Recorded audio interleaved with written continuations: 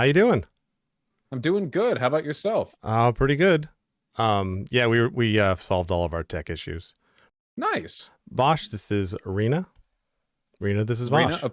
a pleasure to meet you, Rena. And you too. Uh, I am live right now, just to let you know, in case there was anything especially spicy you wanted to share right off the bat. But yeah, no, I'm happy to be talking. Yeah, we've got a whole list for you, Bosch. Oh, please. So, all right. So I guess we'll kind of dive in with Oh, actually, wait, just one moment. Before we get started with that, you should probably introduce yourselves to my audience in a fuller way. Great idea. Yeah. So we're brand new to this. Jason and I were previously working on other projects and became friends, and now we're doing this project together. So we are Human Happy Hour, and the goal is to have lots of interesting conversations with interesting people, and get some different perspectives, share cool things that people are doing. Maybe some activism, maybe some other types of work, and some people will have bigger profiles like what you do, Vosh, and then other people will be just everyday people doing really awesome things or particularly interesting work. Nice. Happy to hear it. Happy to be a person with a bigger platform as well. Makes me feel very valid to be referred to that way. Yeah, you're the maiden voyage. I'm happy to be here. Excellent. Thanks for dealing with all my emails, by the way. Oh, no worries. Not at all. I started emailing him like a long time ago, sometime in the middle of last year, and then I was so happy that you responded and stuck with it. So thank you very much. Yes, I remember this started originally with a potential debate with Cenk Uygur. I was trying to do that. It's okay. One day, maybe I'll just show up outside of his office one day and throw rocks at the window, and that's the traditional way of getting debates orchestrated. Well, I remember we had a hard time finding out what things that you might disagree on, though. That was one of the issues we had. I've seen him. We would have plenty of disagreements, especially with like liberals, though. I usually have to I have to find that that axis of disagreement, something like meaningful that's happening right now, because the whole like capitalism versus socialism debate for me is super, super played out because it always goes the exact same way. Liberals will always agree with the principles you're trying to achieve through socialism. And then they'll say, well, I just don't think it's realistic. And then all you can really do is get them to agree maybe to the selective implementation of a couple of means tested policies that would bring us closer to that point. It always turns out the same way. So I try not to harp on that too much. Oh, well, I'm not sure if he was going to do it anyway. I was really trying because I had an in and I really wanted to talk to you. And I thought, wow, that would be a really cool debate. And so I was really, really trying, but I was going to warn him that he would get crushed. And I figured his ego would then be like, oh, yeah, well, don't tell me who I can't debate. That's what I was going to try to do. The man does have at least something of an ego. You could definitely play off that. Hey, me too. No hate. You kind of have to be streaming. Oh, God, yes. I mean, certainly to do debates, right? Otherwise, you'll believe people when they tell you you've lost, even if you haven't. Oh, yeah. Well, you've talked a lot about things like that. Like one of the things that I thought was interesting one day, you said something about sometimes just being a good debater is really all you need. You don't really need to be right. You probably don't know if you remember saying it, but and not necessarily talking about yourself, but a really good debater. It's 100% true. Oh, yeah, 100%. Being technically correct, like being accurate has very little to do with being perceived to have won a debate. Rhetorical skills are by far more important. You can see that all over the place with the rise of people like Ben Shapiro, who, the points they make, like if you actually sit them down and break these points apart, like they're very, very dumb, very wrong, but he's still considered to be one of the preeminent voices of debate and political engagement in the entire Western world, which is insane. But that's the state of things. Yeah, well, he talks very fast. That does help. You sped him up once on 2 times, and it was probably the most hilarious thing I've ever seen. So it's like training yourself in the gravity chamber. If you can defeat Ben Shapiro when he's on 1.5 times speed, you can do anything. Exactly. Rena, I do not like. I hate uncomfortable silences. So you need to just jump in if you wanted to ask something, because Yeah. I, so you know. I'll jump in whenever. Nice. I love uncomfortable silences, so actually don't prolong the silences for as long as you can, just to make him uncomfortable. Yeah, I'm also fine with uncomfortable silences too. So sounds like that's a 2-on-1 right there. Sounds like we could we could make this hell for him if we wanted to. Are you playing Elden Ring? I am. It keeps my brain sharp to get my ass kicked while talking to people. how'd you get your online name, and do you ever give out your real name? Yes, my name is Ian. It's well known enough that it's not really considered a secret. But pretty much everyone calls me Vaush. In terms of how I got my start here, I was a prominent chatter in another online edgy debate lords community, a guy called Destiny. And after gaining some notoriety in his community by arguing aggressively for left-leaning political positions, I made my own Twitch channel. And after that, things just kind of blew up and never really stopped blowing up, I guess. So that's nice. As for the name itself, you asked how I got my name, and I choose to interpret that answer in both ways. It is the name of an OC that I made when I was quite a bit younger and drew more often. And I just decided arbitrarily to choose that for my channel name.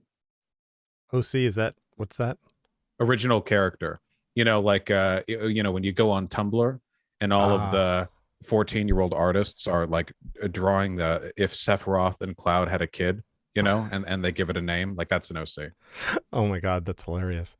Yeah, I have a gamer channel and I'm named Kranos, and that is from a D&D campaign from one of my first D&D campaigns when I was 13. There you go. That's an OC right there. That's an D&D characters are absolutely OCs, original characters. That's hilarious.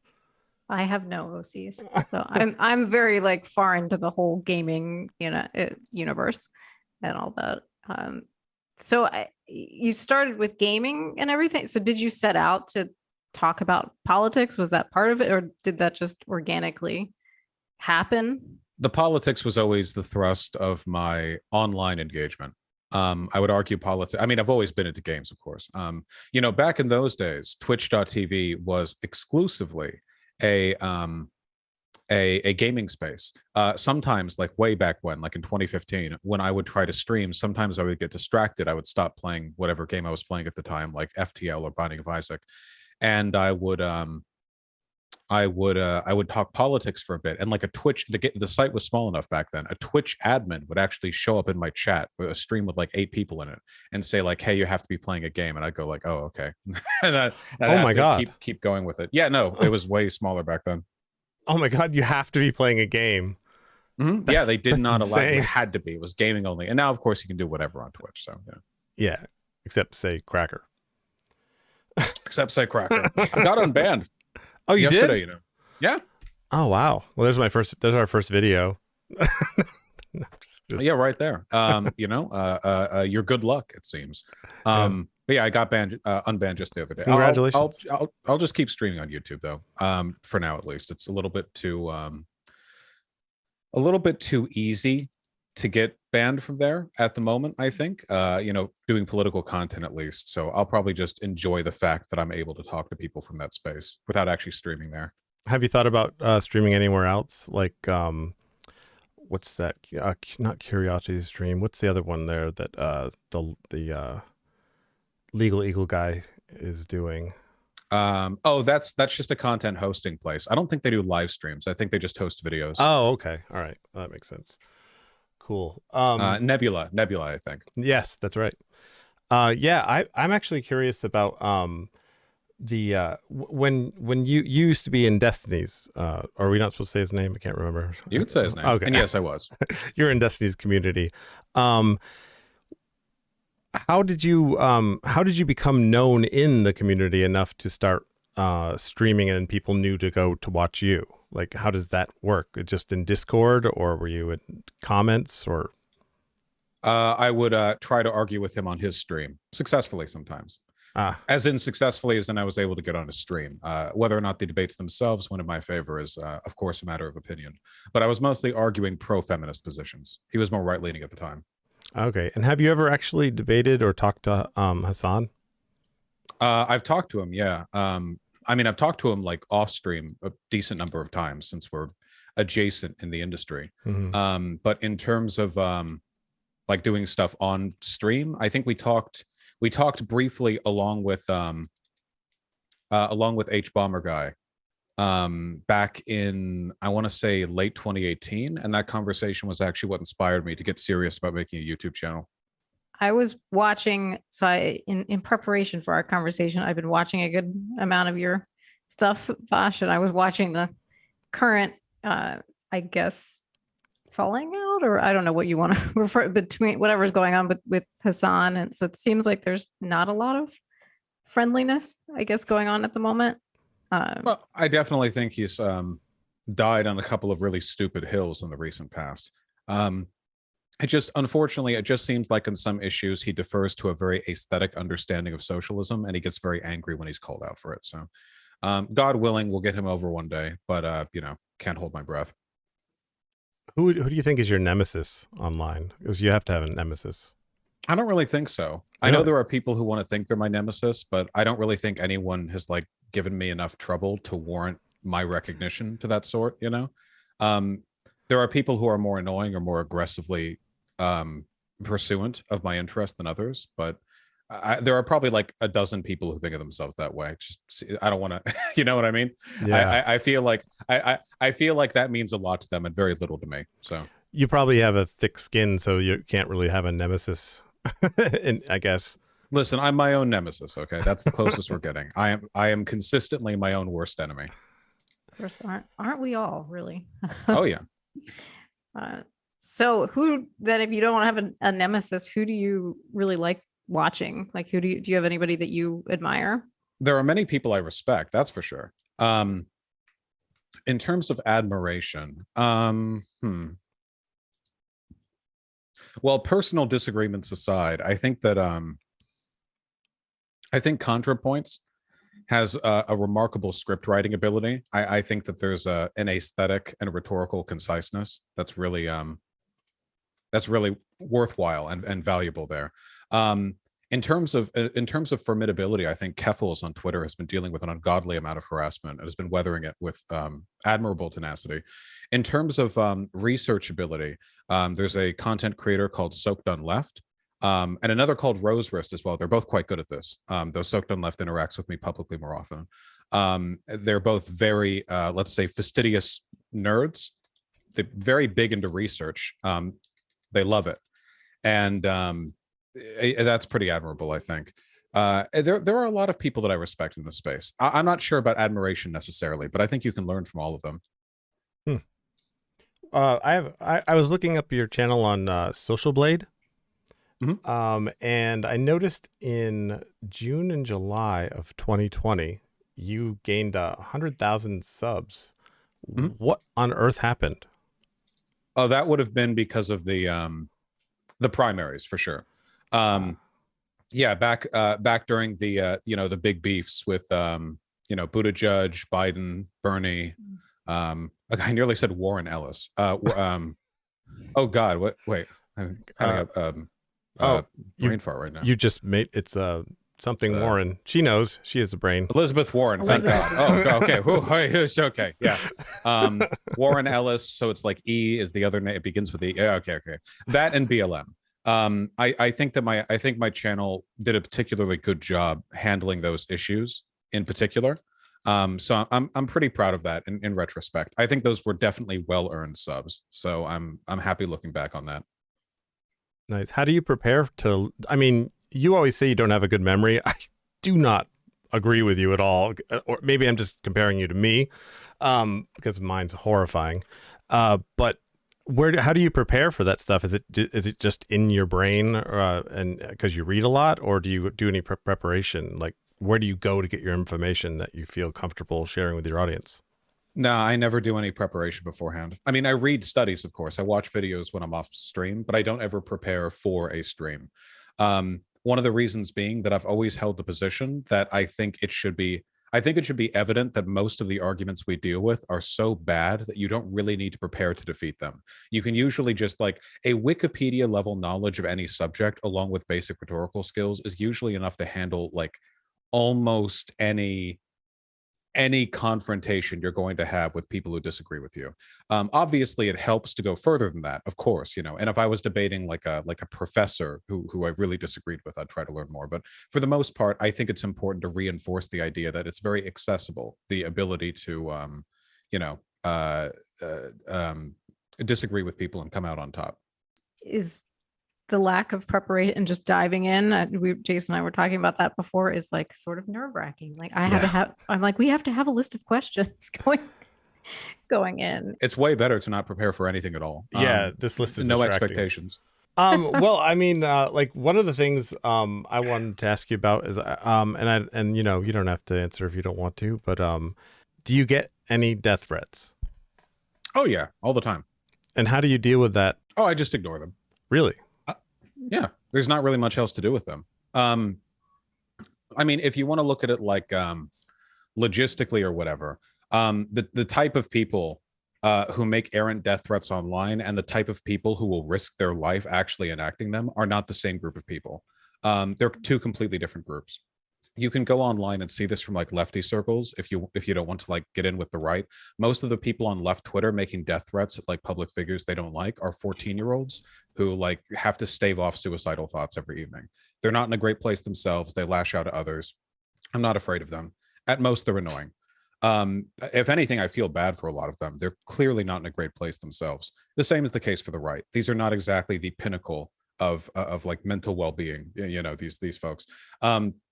No, I don't pay it any mind. You know, you can stay concerned over that kind of stuff if you want, but at the end of the day, the point of those threats is to silence people they don't like, and all you're really doing is letting them win if you give into that. I mean, because if you gave into that, then like every person in the online space would have to give into that, right? By that standard, and then like the person who throws the most death threats would always win. I guess sort of like the don't read the comments thread in your own videos and, you know, things like that, because people just say terrible things, and why give them weight, you know, or pay attention. Yeah, if reading comments bothers someone, don't read them. You're not going to learn anything. Like no one, listen, okay, if you actually feel like you could stand a benefit from public criticism, which often is just not the case at all, don't read them yourself. Get a friend who you trust to go through negative comments, cultivate them, and sort the actual points being made, not the comments themselves, but the sentiment of those comments, the content, the stuff you're looking for. Sort them out and get them to give you a summary. That way you can deal with the worthwhile criticism, or at least the raw information, without subjecting yourself to all the negativity. There's just no reason to ever like torture yourself by looking through a bunch of negativity online. One of the things I wanted to ask you about was autism.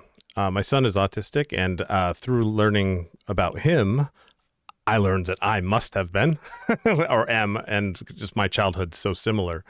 He's nonverbal still, and he's 5. But I wanted to know, clearly your brand or you on the spectrum of autism is definitely high functioning. So, I mean, because you said you were autistic. Thank you. Screen. Well, obviously. What was your childhood like? Were you nonverbal at any point, or did you just excel and start reading books at like 2? Or I have never in my life been nonverbal.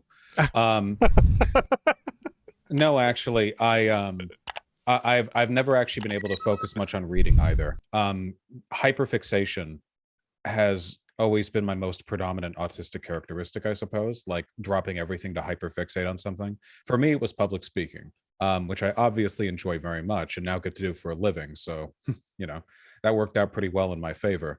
You know, I don't like to talk about the autism stuff too much because, you know, I got it pretty easy, all things told. There are people who have it worse. And I was able to essentially like build a life to perfectly accommodate my, you know, idiosyncrasies. I always forget how many. Mhm. Is it syncrasies? There's one. Yeah. Okay, I added one too many syllables. I mean, I'm Idiosyncrasies. saying it, so it could be wrong, but I'll go with that. One fewer syllable is that much easier to pronounce. Yeah. But you know, I was able to build a life around that, which was startlingly convenient. For me, I think ADHD was always the stronger force in terms of my neurodivergence. When it comes to like when I was younger or whatever, I mean, I didn't have the best social life when I was young, but it also didn't bother me that much. Mm. I guess like if you look back throughout history as well, you know, like we have a very strict archetype for what a successful social life is, and it's kind of a dumb and arbitrary one, especially in high school. Like people in high school, they care so much about you know, like you have to have this many friends or go to the parties or whatever. Like, you know, I just like talked 40K with my nerdy ass friends and left it at that. And that was fine. And I was happy with that. And now that I'm older and I have a bit more control over myself, I can pretty much do whatever I want socially. So I feel like I waited it out, which is nice. Yeah, but yeah, I think a successful social life is if you're happy, right? Who cares what the societal definition Yeah, we're is. both introverts, big time. Yeah, I just think the one thing that I never got over is I really dislike verbal ambiguity. When a person is talking, there's so much like etiquette when it comes to like, okay, well, is that like if you're flirting, for example, like there's so much like nuance to the way people phrase stuff about what they actually mean, and it varies person to person. It's not like you can just learn one standard and then be done with it. You know, every person has their own weird arbitrary set of rules for interpreting how they speak. And so in my experience, I thought, and I still feel, that it was always best to just throw shame to the wind and just be aggressively upfront with every element of the conversation. Hey, do you mean this? Just to be clear, do you mean this? And if they find that annoying, like, okay, then things wouldn't have worked out anyway. The point's to not be ashamed of it. Wow. How do you do that? How does that work with relationships, in relationships?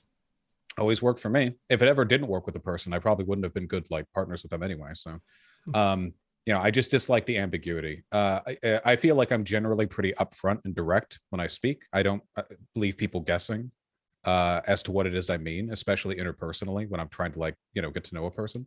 But that's a skill, and I'm pretty good at speaking. So maybe some people are just ambiguous because they aren't as practiced with being deliberate with their speech, and that's fine. That's not like an insult to me or whatever. But I think it's acceptable for me in response to one, you know, to get clarifications from them. And if they have a problem with that, then you know that's on them. Yeah, so it's interesting to hear you say that because I have a brother on the autism spectrum, and I think my father is as well. And I think I have adapted by speaking very bluntly and directly. You know, I think because often that's not understood if you're speaking, you know, with a more ambiguous tone. And so I will sometimes get dinged by people, you know, for being so like upfront and direct. I don't stop, you know, I still do it anyway, but yeah, it's because I prefer it. So, but it's interesting to hear you, you know, talk about that. I think it's generally better to go about it that way anyway. You know, there's enough ambiguity in people's day-to-day lives. Yeah, I've noticed that even a lot of neurotypical people, you know, people who I don't consider to have any issues generally understanding people, they're constantly fraught with anxiety over, well, what did this person mean? You know, it's like a trope, right? Well, what did she mean with this text? You know, fucking ask. Just ask. Like Mhm. if there's an issue with asking, then you probably shouldn't be talking to that person anyway, because they're not adult enough to handle like mature conversation about their intentions. Clearly we all struggle with this. So maybe if we were all a bit more upfront, not only would it make life a little easier for autistic people, I think it would make life easier for everyone. Yeah. Now, you recently started Adderall, correct? Yeah, like 4 or 5 months ago, which has helped tremendously with ADHD stuff. Yeah. Do you find that your outward, immediate, just saying whatever you want to say has diminished at all, or does it keep you in check at all? Or No, I don't think it limits my personality in any way. Ah. I feel like that was the thing I was always worried about with medication of any kind, the idea that it would somehow limit my personality. That hasn't been the case so far. Maybe it is for some medications. I don't want to speak for all of them, but for me, it has not been the case. That's good. Yeah, it did for me. I take Adderall as well, and I find that in the morning when I first wake up, I have these amazing ideas. I take an Adderall, and they weren't really that interesting, actually. The ideas. It's Really? like, yeah, it took a while for it to get there, though. I find for me it's quite the opposite actually. That I tend to be a little bit more muddled before you know if I haven't had you know Adderall or whatever for a while, and I'm able to concentrate a little bit more after I have, and that's generally to my benefit. Yeah, I'm sure it depends on the person and you know how your mind is interacting, you know, with the medication. So Totally makes sense. There's a lot of nuance to how those particular medications function with individuals. It's usually best to get follow-up consults, especially because you can have partial successes sometimes, where it seems as though the negative uh, symptoms that are being treated have been addressed, but there are like side effects that could be ameliorated if you took a slightly different medication, something like that. Do you guys hear like a little scratchy sound from someone? I'm not sure who. It's like I'm afraid I don't. Chat, do you hear any scratchy noises? I'll get my right there. my external verification from them. Oh, okay. People in chat are saying no. Okay, so I don't know what that is then. I don't. And it's once in a while, so it's no big deal. So what did you end up raising for Ukraine? Was it over 300K? It was just under a third of a million. Wow. Yeah. Wow. That's amazing. Wow. Yeah, I'm pretty proud of my community. I'm really not the one who should be praised here, of course. I just played video games during that time. They were the ones who actually donated. Right. In your opinion, I mean, I'm sure you did a little bit of research before you decided who you're going to donate to, but what do you think that the money will be used for in particular? It's for providing mostly medical and hygienic supplies to Ukrainian refugees that have been brought through the humanitarian corridor off to the west. So helping refugees who make it over to Romania or Poland. The difficulty in choosing which charity to donate to was primarily that this is one of those situations where it's actually really, really difficult for charities to get involved at all. I mean, it's an active war zone. It's not like any old charity is just going to march on into Kiev, like dodge rocket shells and try to make the people there safer. It takes a lot of on the ground investment to even be able to do anything. So Project Hope is a larger charity, and for that reason, I think they have like the operational support to be able to manage something like that. Oh my God! Someone called me Rogan on chat. Whatever. It's ridiculous. Just shave your head and you're Rogan or Picard. They're face blind for white people. I wouldn't feel too bad. They do this to me all the time. Who are you normally? Seth Rogen, or literally any white guy with a beard. Seth Rogen. I don't see that. I weighed 80 pounds more last year, so there was a bit more of a resemblance then. He's lost a bunch of weight, though, I think. Yes, you have. As someone that watches you quite a bit, I've watched the progression, and you have. Oh, we both have then. Me and Seth Rogen. So I guess we're like keeping pace with each other. But either way, face blind for white people. Very racist of them. If you were a wizard and you could gain power over something and you could make yourself... I'm interested. I thought so. You could make yourself have the ability to control enough people so that you could make anything happen. What would you change in our country that would make corruption, without hurting anybody, of course? What do you think it would do to get for the people to get the power back? Like if you could influence, corruptions are really a very broad term. Do we mean illegal behavior? Or are you just talking about like collusion between corporations and? Well, at the end of the day, the issue is that what you're referring to is corruption, and I guess what I also consider corruption is also a necessary product of any modern democracy. Politicians have to listen to the people in an explicit sense. Obviously, we vote for them. But if a politician, or if politicians broadly, if they were unwilling to listen to corporate needs, this sounds bad, but it's true. If they were unwilling to listen to corporations, our country would suffer tremendously for it. Our economy, especially here in the States, it is, after all, the backbone of this country. And the only reason we're able to maintain that, along with our relatively high standard of living, is because corporations have the ability to petition their needs to politicians. So for me, it's not about the collaboration between the two that really bugs me. It's the nature of that collaboration. And I think the solution to that, functionally, would be to make the interests of those corporations parallel to the interests of the people who vote for the politicians, essentially worker democracy. That way you can maintain the processes that allow a modern economy to function, but you can make it so that the needs of the corporation aren't that different from what people would vote for anyway. At least in theory, you can make them better. So you would what would your plan be to actually implement? Worker democracy, full on seizure of the means of production. If you'd like, worker cooperatives could be mandated. Every business in the United States could be a worker democracy to some effect or another. However that could be implemented, I think that would be a significant step up. Sorry, I'm hearing a scratchy sound. Are you, Rena? Are you hearing a scratchy sound when he's talking? I just did. When I'm talking, and wait, hold Yeah. on. Are you hearing? I don't know how this would be the case. Are you hearing my game audio? Wait, I'm just one moment here. Okay. Okay. Do you hear anything? No, it's definitely only when you're talking.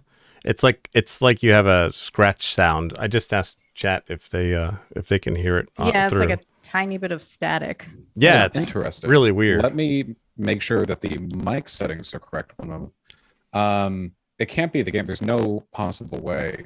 It's not the game. I would recognize that. I played the Okay. game too. I would hear it. Just one moment. Select the speaker, Focusrite USB. Let me reset this. Yeah, it almost sounds like your microphone cable. It's like either your gain, possibly. This is just one possibility. Your gain could be too high, or you could have a cable possibly. No, it wouldn't be loose because that would make no sense. Let me Yeah. see. Scratchy. Yeah. Scratchy. Oh yeah, big time. I That mean, is for me, anybody, Rena? Interesting. Yeah, I wasn't hearing it before, but now. Oh, great. Sorry, I should have Let left all me that. let me rejoin. Okay. The Zoom call. One moment. Okay. Yeah, it's like I was hoping that it wasn't coming through here. Like it was just maybe I thought maybe my earphones suck or something, you know. Oh, you mean but like it wasn't coming through the, and I can't tell because I guess I'm hearing through Zoom, right? And Yeah. you're listening through what's coming through the stream. well, I'm listening to my computer, and my computer is what we're recording and streaming with. So, oh, there we go. Maybe it'll be better now. Yeah, it was weird. All though. right. Hello. Oh, there's a little poppy sound. A little pop. But- That is. Oh, it's getting better, I think. Is it getting better? Not here. It's really bad here. I mean, That is really strange. I have to assume that this is an internet or a connection issue. I don't know. Let me see. Suppress background noise, auto, low, medium, high. Let me see if changing this does anything. Does this perhaps change anything at all? no, it's like super scratchy and poppy. It's really bizarre. Mute my microphone or join the meeting. Audio test microphone. Let me listen to myself. Hello.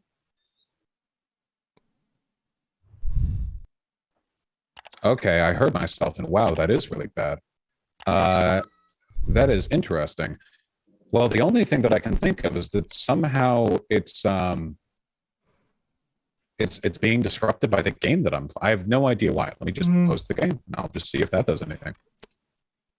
Yeah, for me, it sounds like an electrical cable issue for me.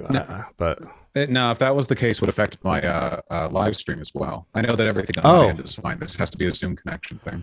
Let me just close this. It's possible that somehow it's using a similar channel. I'm not much of a tech person. I was like, what? Anyway, I closed it. Does it sound better? You close it now?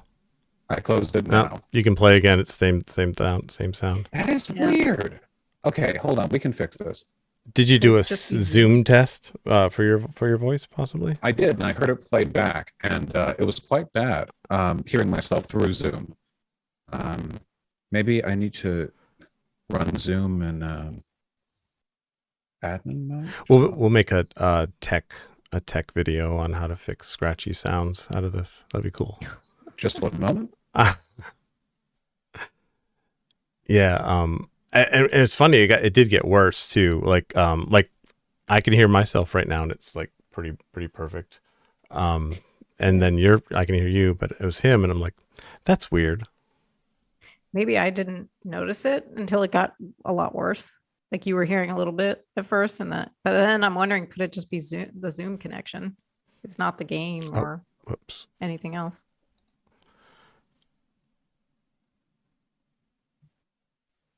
Hello, hello. Yeah, same thing. Okay. Interesting.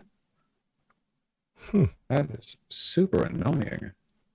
Select speaker focus for USB. I feel like my money is on Zoom whenever. Well, it's definitely Zoom because everything's working just fine on my stream end. I don't know why that would be though, because I've used Zoom plenty of times while streaming and not had that issue. Vaush, check your sound mixer. What does that even mean? Here, my chat tech support is on the case. Your sound what? Hold on. That was the wrong button. Chat is on the case. Let me see. Yeah, that was one thing I noticed about your community is really helpful and friendly. Oh yeah, sometimes. From time to time. Okay, let me hear myself again. Testing, testing. Oh boy, yeah, it's worse. Wow, that is miserable. Oh, wait a minute. That got better. For a sec. Yeah. Okay, how do I sound right now? Same, pretty much. Okay. It also like speak louder. Speak like louder. Hello? Yeah, I think it's a gain thing because the louder you are, the worse it is. The worse it is. It seems. Okay. I don't see a gain option in the audio settings. Let me see if they just like automatically defaulted to a very high setting for some reason. Are you using OBS? Yes. You might have a gain filter on your microphone. Well, that would just be for OBS though. Oh, and it would also go to the stream too. So yeah. yeah, it's got to be Zoom. It's so bizarre. Let me see. Input. I could just try turning my volume down and see if there's here. We could switch to Discord. Possibly. Wait, it's not actually letting me adjust the microphone input volume. Now, why is that? Hold on. Okay, how do I sound right now? Same. Interesting. I notice also that when I speak into the microphone, the little bar that tells me like what my input level is at, it's lagging. Here, let me check my Control-Alt-Delete task manager. Is there something wrong with this program? If I missed an update? Zoom meetings. 4% GPU on a Zoom call. That's not much. No, that's not much. Why? Yeah, that is weird. Maybe we should yeah, I suppose we should switch to Discord then. My apologies for the inconvenience. I'm not sure what the issue no problem. is. All right, well, I'll see you there. Are you in my Discord server? Yep. Wonderful. Send me over. Okay. You add them to the group chat, and then they can just join with video. Okay. And it's the same sound though. That's the sucky thing. Okay. Wait, you can still hear scratching? Yeah, it's definitely scratchy. So it's not Zoom. I actually think this would be cool if I definitely fix this. has to be your end then. Really? Yeah, I have no idea what that would be though. Well, I want to get Rena in here so that if she can hear it, then if she can't hear it, then it's definitely my end, because we're not connected through Discord in that way.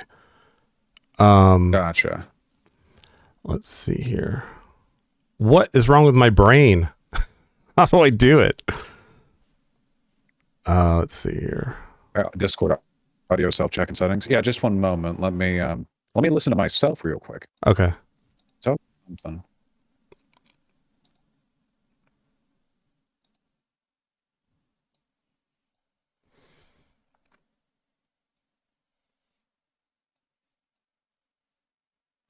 Let's see here. Share. Nope, that's not it. Where is it? Huh. No, I think it's me actually. Huh. It is me. Oh wow. It seems like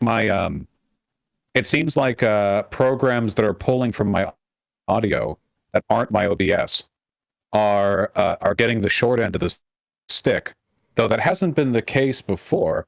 Why on earth? It's not a physical defect, is there? No thanks. Why is that? CPU usage? Probably it's not CPU usage. Huh. You probably have two microphones activated. Discord and Focusrite does that shit? No, that can't be the case. It says it right here. Let me see. Voice and video input device. Focusrite right there. Focusrite is the correct audio input device. That is weird. You checked all your cables? It's not a cable thing. But make sure the other ones are disabled. They don't need to be disabled. It's chosen Focusrite USB. I'm using a Focusrite microphone. Yeah, it's like OBS is getting the first. Oh, I think I know why this is happening right now. It's because I'm running OBS on admin mode. I'm running OBS on admin mode, which means it's taking priority channels for every single part of my computer and all the info that runs through it. I started doing this while playing Elden Ring because Elden Ring takes up so many fucking system resources that I felt like I needed to prioritize it. Yeah, that might actually be it. I wonder then if I open Discord in admin mode, they should share resources correctly then. Just a moment. Okay. I have no idea how to invite Rena. How in the world do I do this? Okay, maybe if I do right here? No. What in the world? Maybe I just put her in here like this? No. Oh, wait. Maybe. Let's see here. Nope, that's not working. How odd.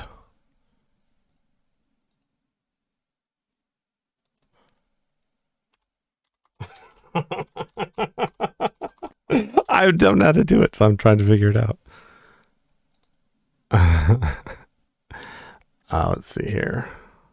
Well, hello? Hello. Can you hear me? I can hear you. It sounds, I think it's still that sound though, unfortunately. I mean, okay, yeah. Huh. That is really weird. By the way, don't worry about it. If I end up fixing your tech issue, if it's your tech issue, I'll feel like a hero. So I'm here for you. No, well, it must actually be mine though, because OBS is getting it properly. Okay, task manager detail. All right, we're gonna try some. We have some tech oriented people in my community. Nice. Okay, let's see. Okay, task manager details. OBS, right click, priority low. Well, that seems like it would have some negative consequences for my stream, but okay. What do I have? OBS 64? 27.1 point. Yeah, there we go. Okay, run that. Set priority low. Okay. The program that I'm using for streaming is now set to low priority. And let me close the call and any change to the audio? Say a little more. Any change to the audio at all? No, same. Gotcha. Maybe it doesn't have anything to do with admin mode? Well, if it's on admin mode, then even if the priority was set low, it would probably stay the same. Restart that computer. I'm not restarting my goddamn computer. Jeez. How dare they? Huh.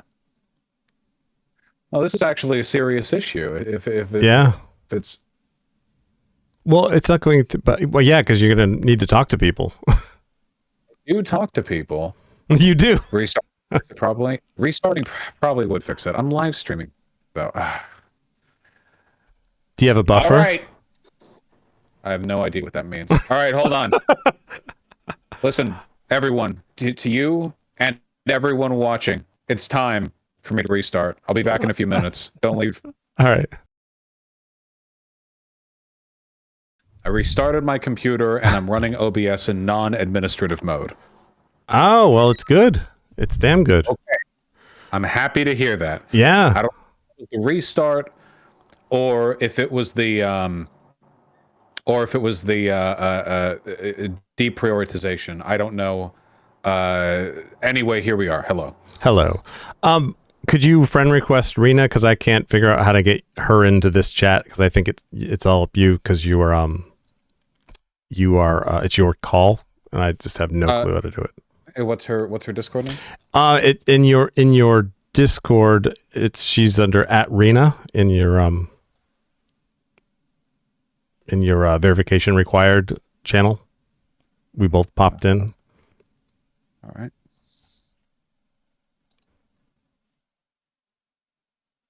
There, I sent a friend request. Nice. Cool. Add friends to DM. Rena. All right. Great group DM. Discord sounds so much nicer all the time anyway.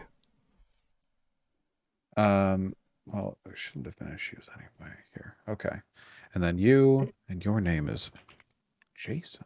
Yep. There we go. All right. Did we do it? I think we did. I think we're tech geniuses. And Rena just has to figure out her camera now. Rena, Wait, you have to go. Oh, you did it. Good job. Did I do it? Yeah. Uh-oh. And then Vaush, you'd have to go. I think I don't know if you have your camera set on Discord or not. I can do that. Here. Nice. Hello. Fan freaking tastic. All right. Uh-oh. Not like this. Oh, now there's latency, but I don't care. We'll just all be max headrooms. So what was Okay. this streaming audience seeing the whole time? Oh my God! Now her sound sucks. Okay. I have a crazy proposition. Okay. Sure. Are you ready for it? I'm ready. What if we tried Zoom again and hope that the thing that I did worked for both programs? Okay, I like it. Okay.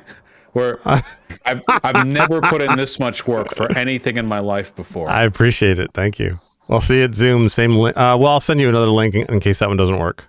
It should still work. I'll just join that one. Okay. All right. Okay, I guess we'll go there now. Okay, so I sent friend requests to them all. Admit. Muted. I'm not muted. Hell yeah. All right. Don't say that yet. All right. Oh, that was How do pretty I good. sound? Pretty good. Oh. Okay. All right. And I sent, did the first link didn't work, so I had to send another one to you guys, which you probably figured that out. All But right. you lived it. We did it. We learned a lot about ourselves, about technology. We grew as people. I feel it gross. Definitely. Oh wait, that sounded weird.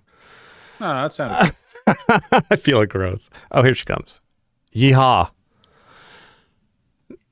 All right. Hello, hello. Fantastic.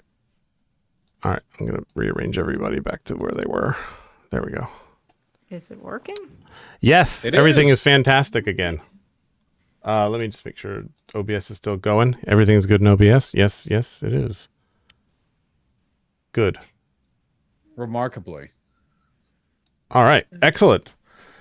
So one of my questions to you was, do you ever have any tech issues? What in the world is a Chad? So basically, a couple of years ago, a group of people, which came to be known as incels, which stands for involuntary celibate, they became very, I don't know, prominent online, very culturally relevant online. And the basic gist of it is that these are people who are upset with their lot in life and feel as though they're having trouble getting laid or finding relationships, due in large part to inviolate genetic characteristics that they can't change, like their height, their bone structure, stuff like that. A very sad group of people, but they're very prominent, or at the very least, discourse about them is very prominent. You know, it comes up a lot.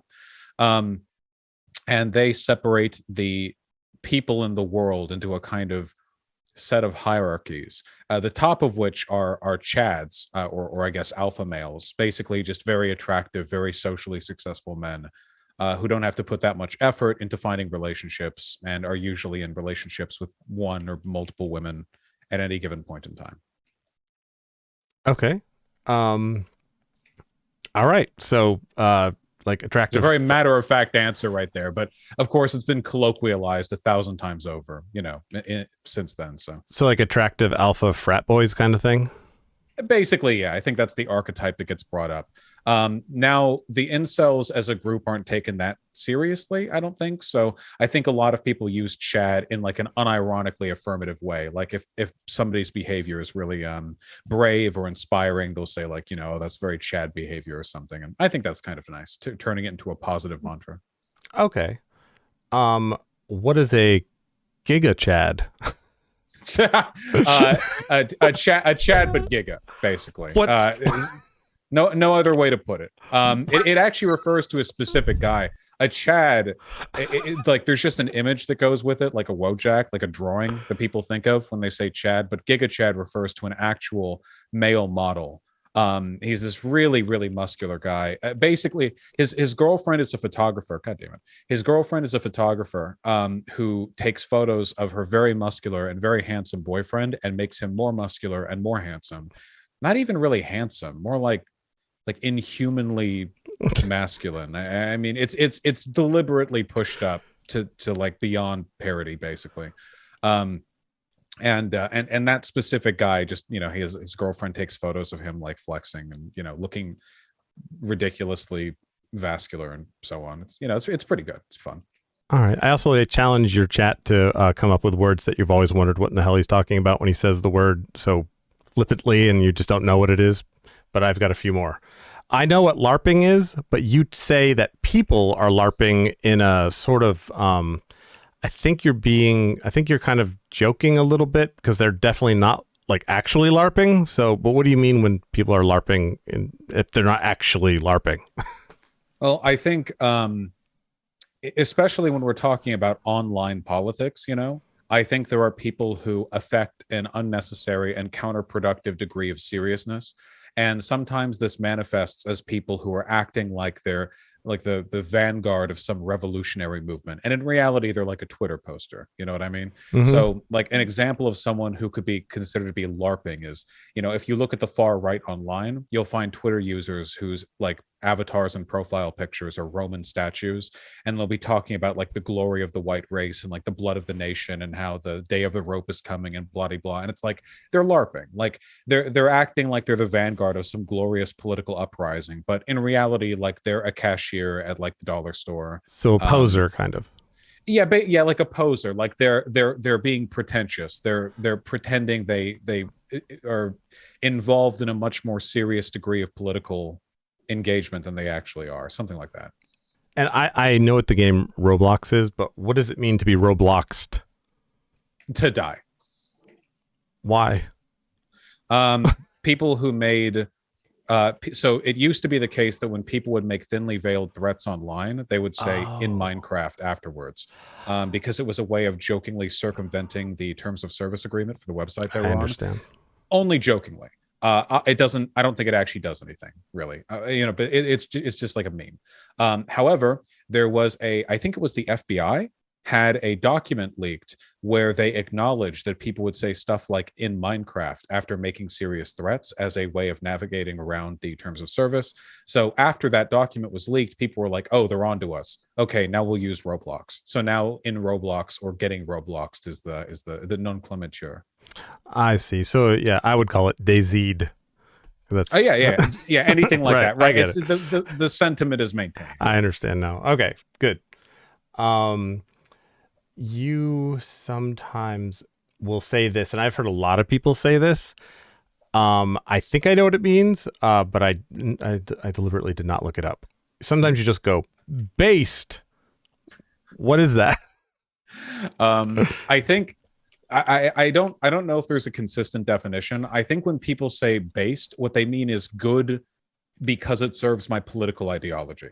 So usually when I see people say based, it's never just because the thing is good. Like people don't tend to say like, this is some based coffee or like, this is a based restaurant. I mean, they can sometimes, but usually when people say based, they mean like good, comma, because it supports my political ideology.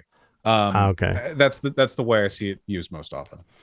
Okay. Yeah, I've noticed that there's a lot of words that you hear somebody say it, and then before you for long, I always like to know where it came from, which is hard sometimes. But you start seeing everybody, like everyone says, "Let's go" now. It's like super common, like "Let's go," and I don't even Yeah, know. the baby really kicked that one off. Oh, okay, that's what that was. Oh, he did the "Let's Go" thing with that song, and I think it just kind of went off from there. Oh, okay. Yeah, that I don't think that was even internet culture at first. I think that was, if I'm not mistaken, like an AAVE queer culture thing, and then it got like roped into mainstream. The way everything queer AAVE culture ends up going, so very consistently. I understand. A lot of these I've actually learned, but there might be people out there that were like me about a month ago. Yeah. Sometimes you'll say, I mean, I know what it is now, but what is your definition of a tanky? Well, historically, it was a term used to refer to people who defended the Soviet Union's rolling tanks into, I think it was Hungary, right? Because Hungary was having protests, and the Soviet Union was like, actually, you don't get to choose whether or not you're our ally. We're going to send our army in to quash these protests. And tanky was the term for people who were like, okay, you're not really a communist, like you're an authoritarian, you just like the color red. And I basically feel the same way about that today. I think that like definition pretty much still holds true, so like you have a lot of people right now who I would call tankies, who are defending Russia's invasion of Ukraine, and it's like, well, this has nothing to do with socialism. You just like Russia more than you like other countries. You just have that, like, national bias. Okay. I won't do too many more. I love these. Oh, well, good. I have a few. Um, TERFs. Trans exclusionary radical feminist. Oh, it's an acronym. Yes, like J.K. Rowling types, basically. The basic gist is like people who will use feminist terminology as a front to attack trans people. So most people who hate trans people, will like conservative types, they'll just be transphobic openly, but the TERF manifesto is instead to attack trans people by fronting phony defenses for the rights of like biological females. So the idea would be like, oh, we don't hate trans people, we just think that uncritical acceptance of trans people is destructive and damaging to the rights of biological females, because they never use the term cis women. Stuff like that.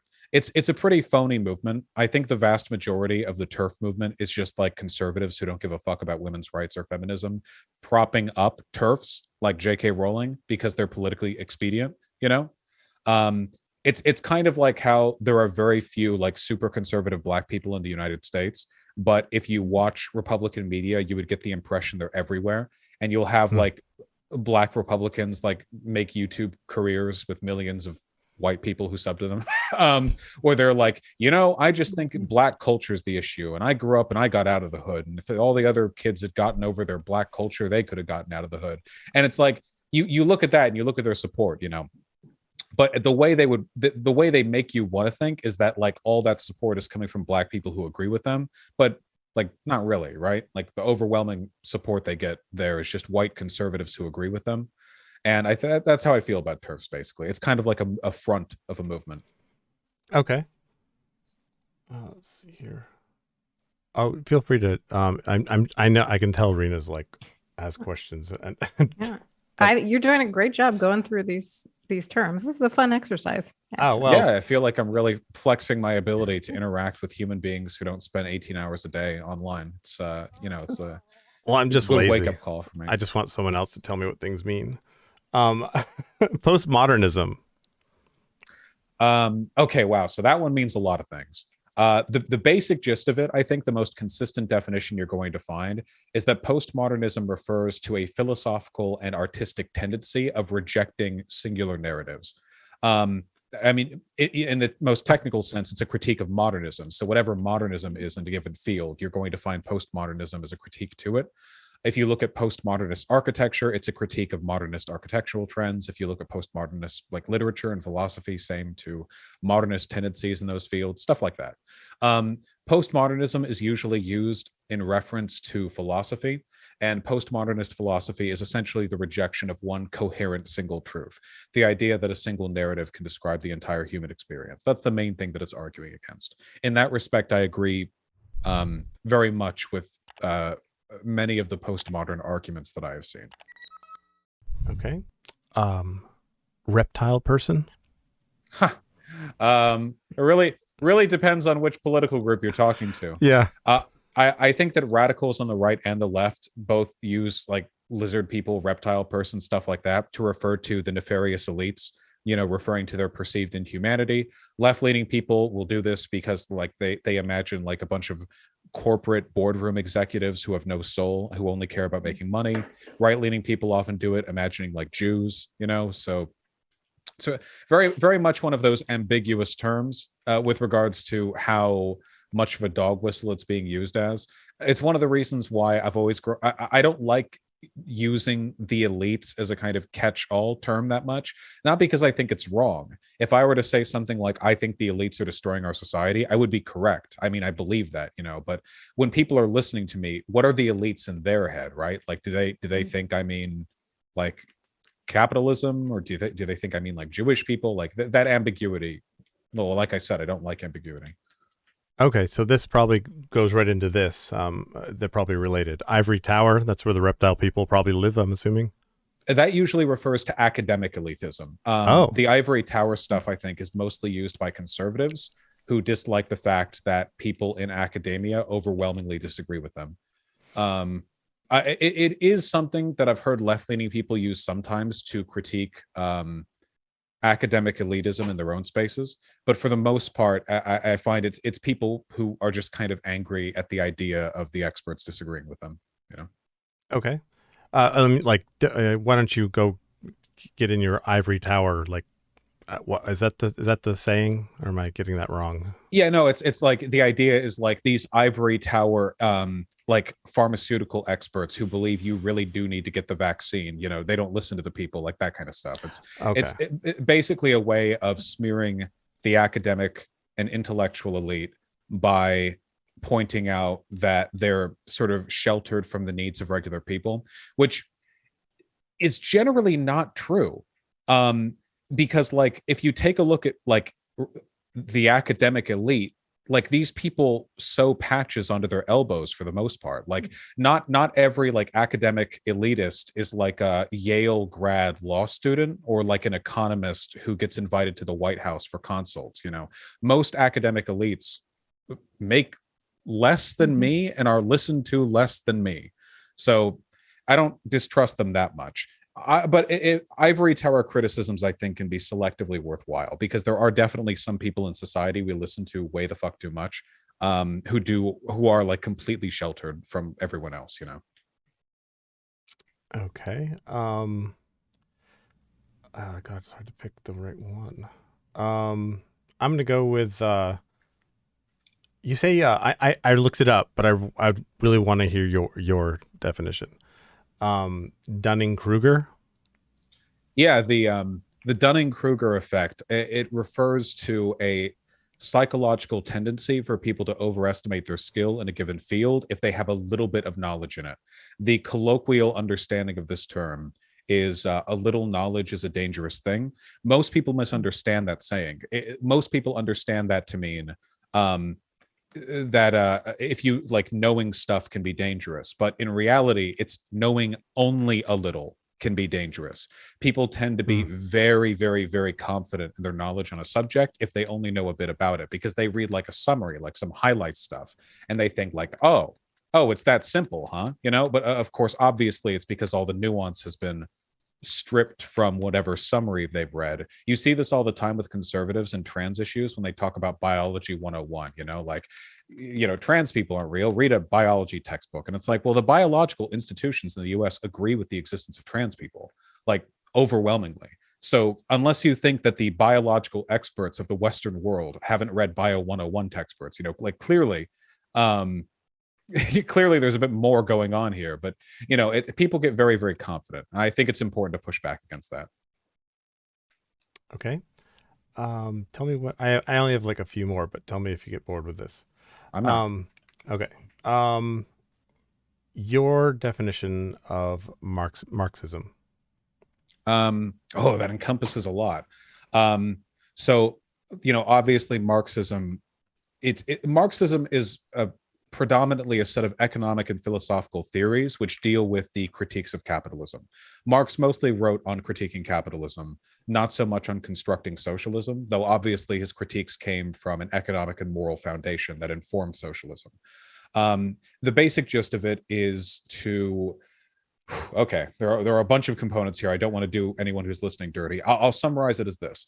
Basically, understand history and human society as an ongoing conflict between people of different economic classes. And the different needs of those different groups of people are what determines not only the allocation of resources in our society, but the people who fight for them and why they fight. That's one.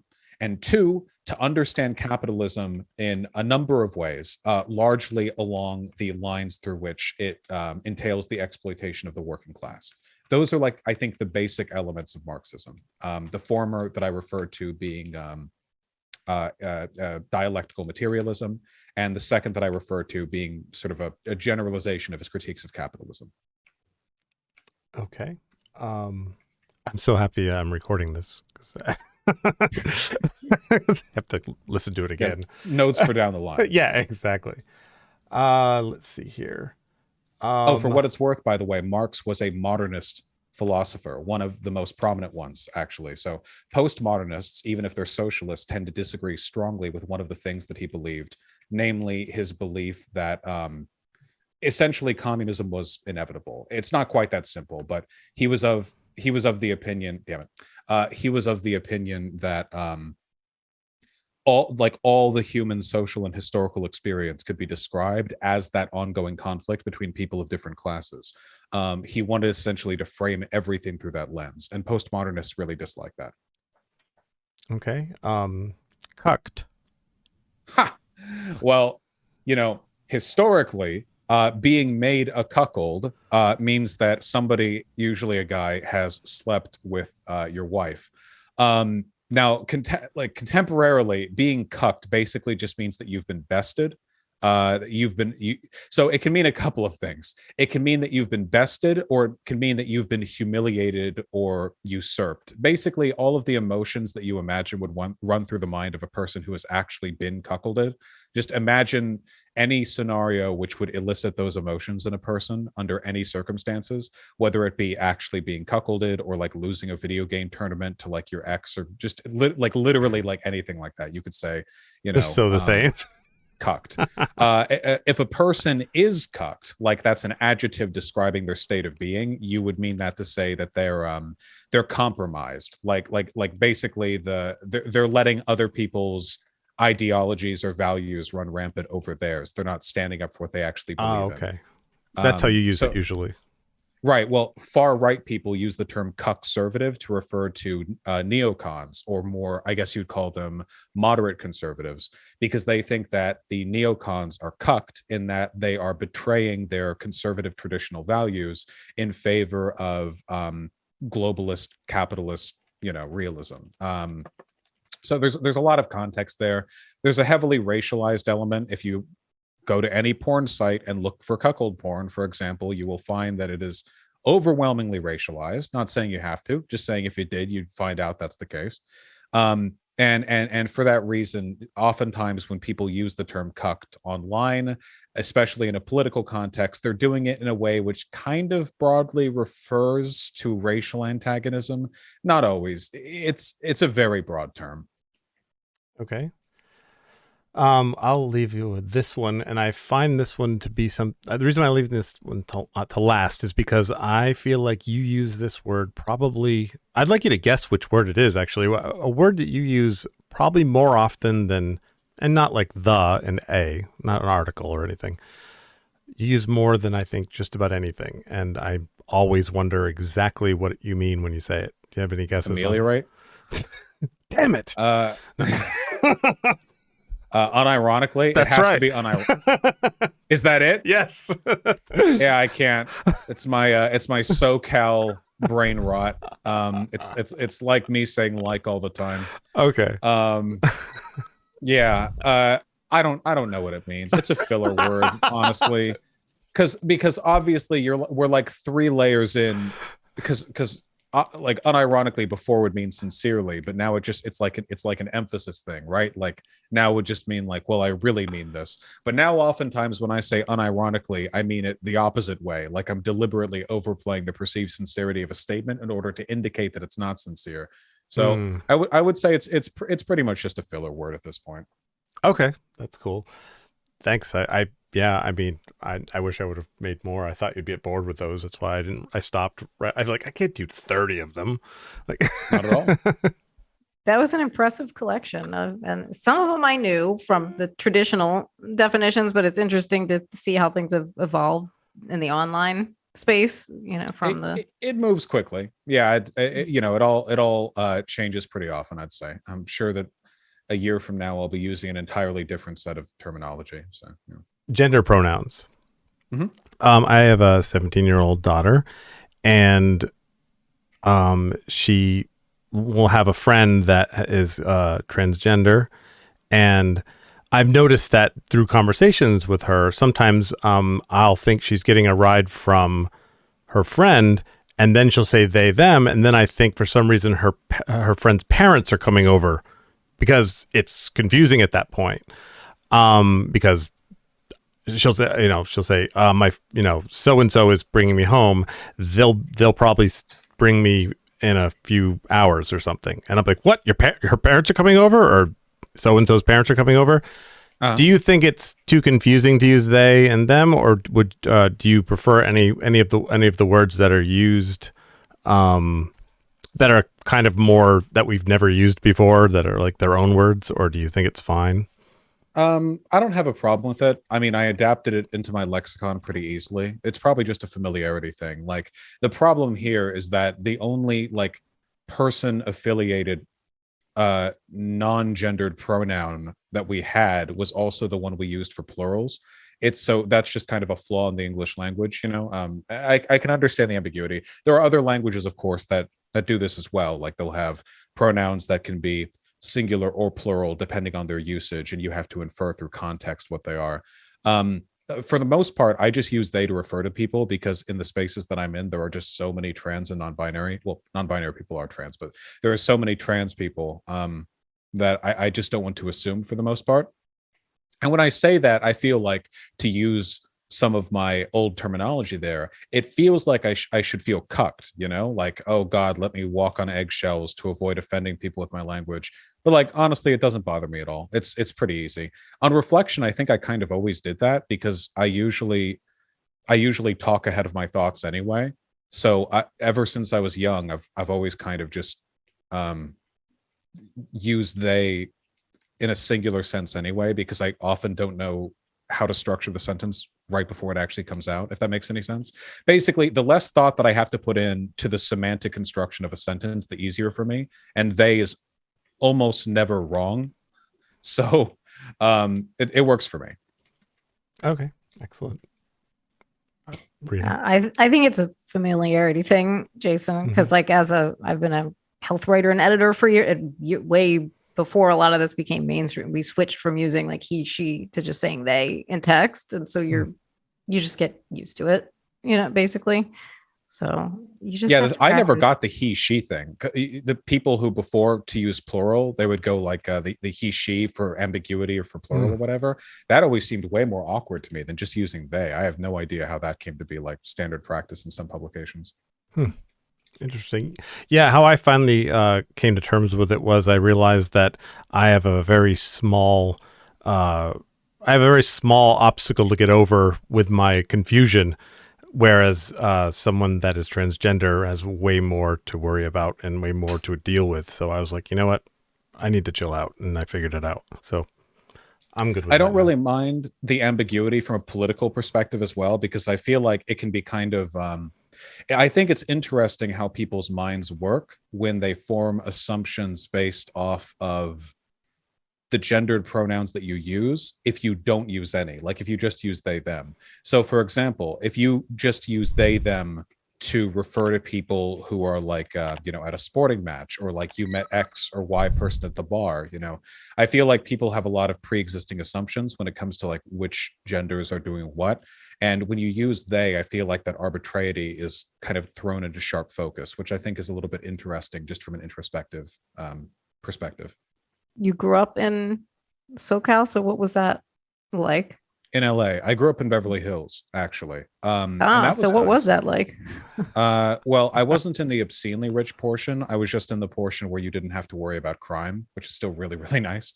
Definitely enjoyed that.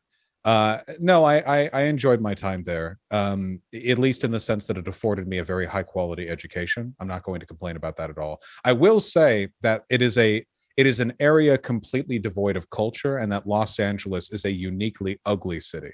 I truly despise driving around Los Angeles, not just because of the traffic. The traffic to me is secondary. It's just that the city is incomprehensibly hideous for the amount of money that's there. And LA has so much money that runs through it. There really are no excuses. They could have built a much prettier city. And funny enough, that's where I am located now in LA, actually. In Beverly but- Hills? No, not in Beverly Hills, in West Hollywood, Oh, actually. based. You're next to Hassan. Yeah, I know. I was pretty near West Hollywood. I would go there every Halloween for the big parade that they do with all the gays. They roll out in their outfits, which was nice. West Hollywood is nice. It's just that it's very expensive.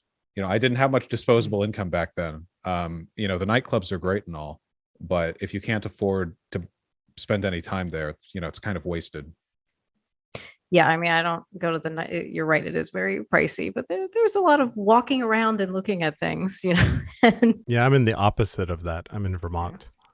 That is the opposite of Los Angeles in almost every imaginable way. Yeah, it really is. It is beautiful up there, though. Oh yeah, it's wonderful. Well, people complain about the how expensive it is to live here, and I'm just like, well, there's a reason it's expensive. We have to pay more taxes because they stop things like billboards. You can't have billboards. I mean, there's a reason things are so. Our school system's amazing. There's a reason why it's expensive to live here. I didn't know they didn't allow for billboards. Yeah, they stop on the border. That's actually really cool. I Yeah. like that a lot. The thing is, like, listen, I think billboards are nice if there's an aesthetic, a consistency to them. So, for example, like Times Square. Is Times Square choked with advertisement? Yes. But like, that if you're going to Times Square, right? Like, that's fine. I think there's a consistency in its appearance that I appreciate. You expect it. You expect it, and also like they lean into it. Likewise, the Sunset Strip in Los Angeles. I am totally okay with how many billboards there are there. Again, it feels consistent. It looks fine. I like it. I've been to Tokyo. Tokyo, the same. I think that a lot of Japanese cities, well, I don't think they always nail it. I think that some of their boulevards, they lean into advertisements in a way that feels like it contributes aesthetically to the city. But like a lot of advertisement in the United States is just god awful ugly, just like miserable, wretched, like every Midwestern town, like highway exit overpass, gas stop that turned into a town somehow, just has like this wall of like casino billboards and like anti-advertisement billboards that you have to swim through to even like see the sky. It's disgusting. So clearly it has to be done well to be worthwhile. What is your opinion on ghosts? As a metaphysical phenomena, As if they're real or not. I'm afraid I don't think they're real. I do think I think so. I'm a metaphysical anti-realist in the sense that I don't think it's possible for us to make comments on non-empirical things, because all of the means by which we would analyze those things have to be empirical. Like, I don't think you can disprove the existence of ghosts, for example. Same with God or a bunch of other stuff. It's pretty fun to imagine. In terms of like ghosts as like a component of media, I think that they're done so boring and they could be so much more interesting. Like, all ghosts in media, like horror movies or whatever, are the same bullshit over and over and over again. It's like, okay, so like a ghost is mad here because like 5 centuries ago someone did the bad thing happen. It's like, holy shit, fucking Snoozeville, Ghosts never have a personality either. They're always just stupid and vengeful. Where are the horror Mm. movies where ghosts have a personality beyond just being like angry and easily lured by like ghost hunting traps, you know? Like why isn't there like a ghost horror movie of like some kind of sadistic like Satan wheeling and dealing ghost where they'll try to like trick you out of things? Like really though, like imagine a haunting movie where like you know like the stereotypical beginning where they move into a house and like the kid discovers the ghost first, you know, like the mom will come upstairs and she'll be like, who are you talking to, Timmy? And Timmy will be like, I'm talking to my new friend.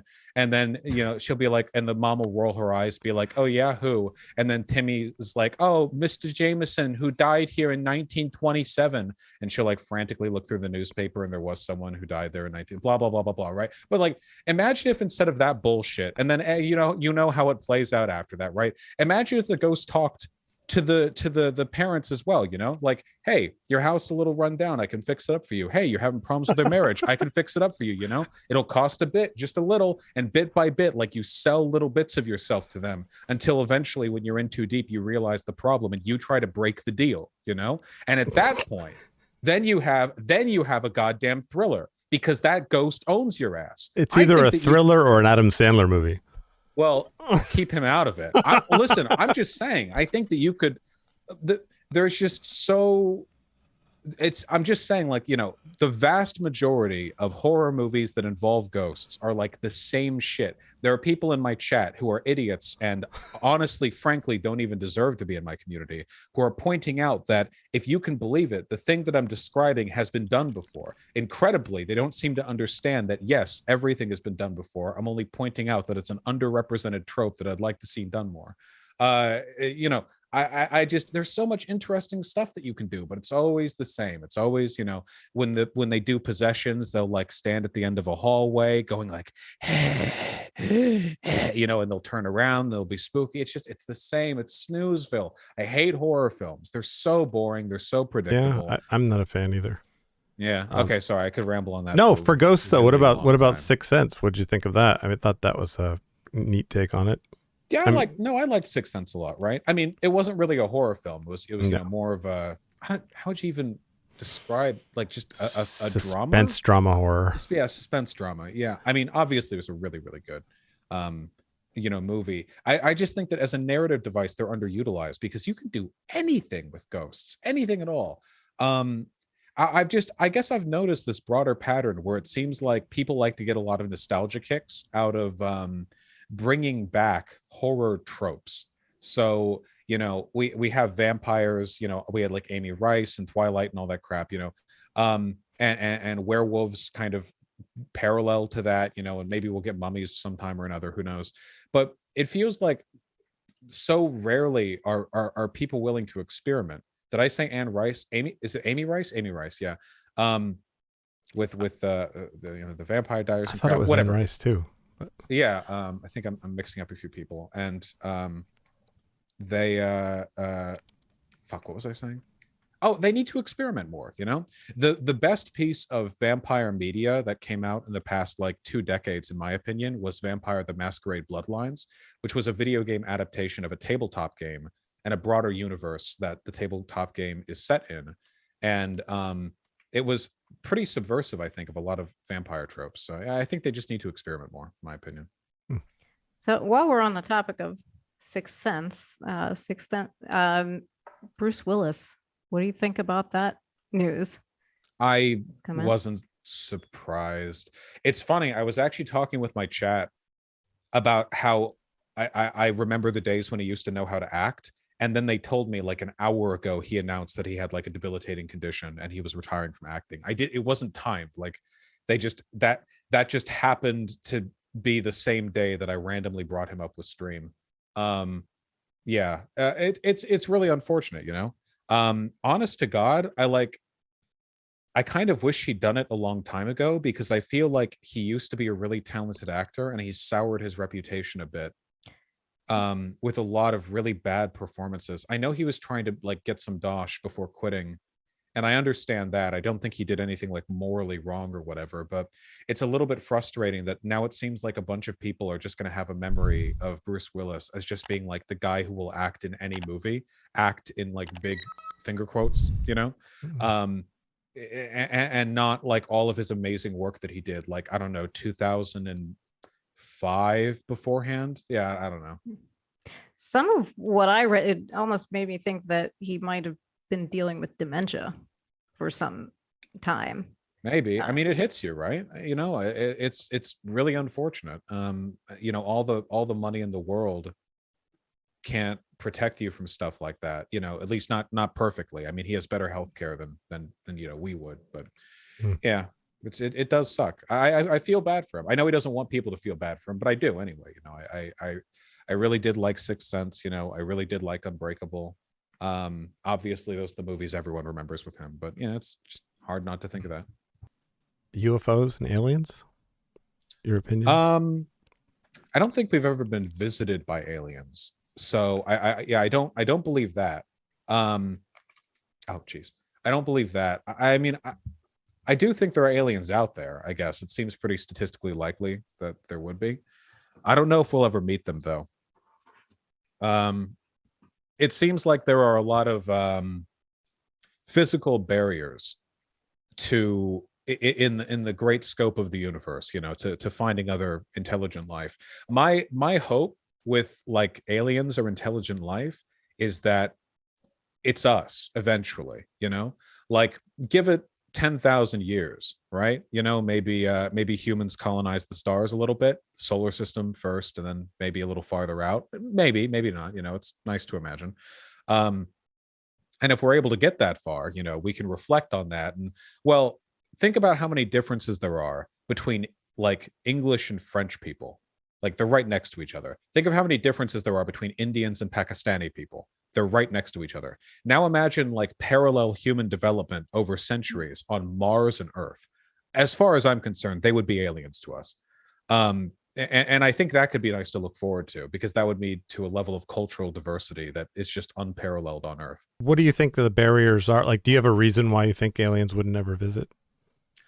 I think they would if they could. I don't know about their intentions, but you know, I think they would. I think they would if they were able to. To me, it's more like I don't know. I mean, I'm not a scientist. I don't want to speak out of my field or whatever. It seems like strong arguments have been made that because there's a temporal problem as well, right? With regards to this, like, you know, life bloomed on our planet so and so long ago, but humans could have arisen 10,000 years in the past, 10,000 years in the future. We were here 10,000 years ago. I just mean like in terms of modern human civilization. Right. We're growing so quickly now. Who knows chronologically if we're in line with other civilizations?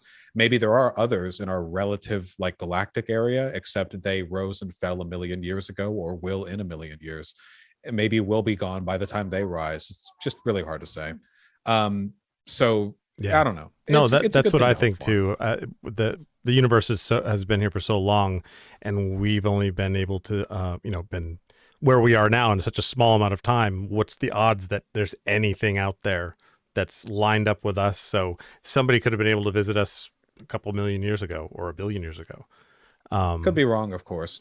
These are all predictions, right? They're not even models, really, because a model needs pre-existing data to form a pattern. Right.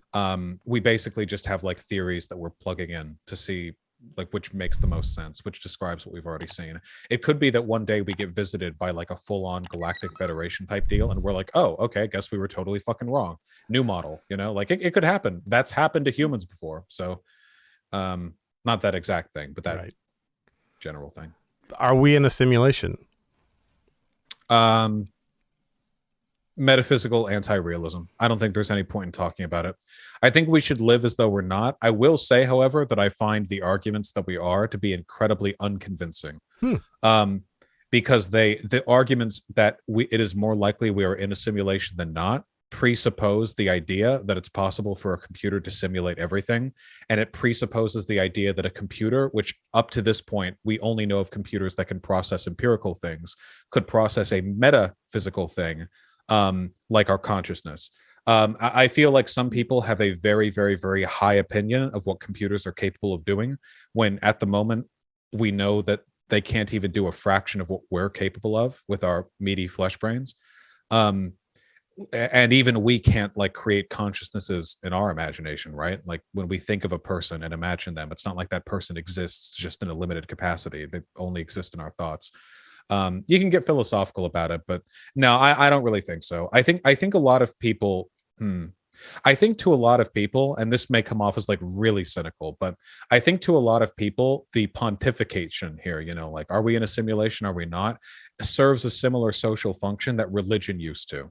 And kind of still does, historically, religion has often been used of a way of delaying one's rewards for good behavior in life, where you work your entire life for your lord, and it's like, okay, well, don't have a revolution or whatever, because if you die and you were good and pious in life, then you'll get your eternal reward in heaven, which is worth way more than decent pay in like the mortal life.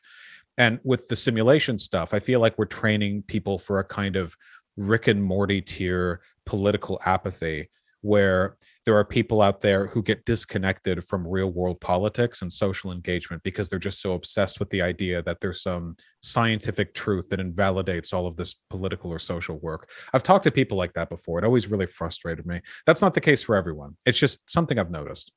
It's funny when you said that, because I, up until the point where you said you have to believe that a computers will eventually be able to make Sims 100 million, and that will be the perfect society, so that everybody in the Sims, all the characters in the Sims now are in a simulation, but they're all sentient.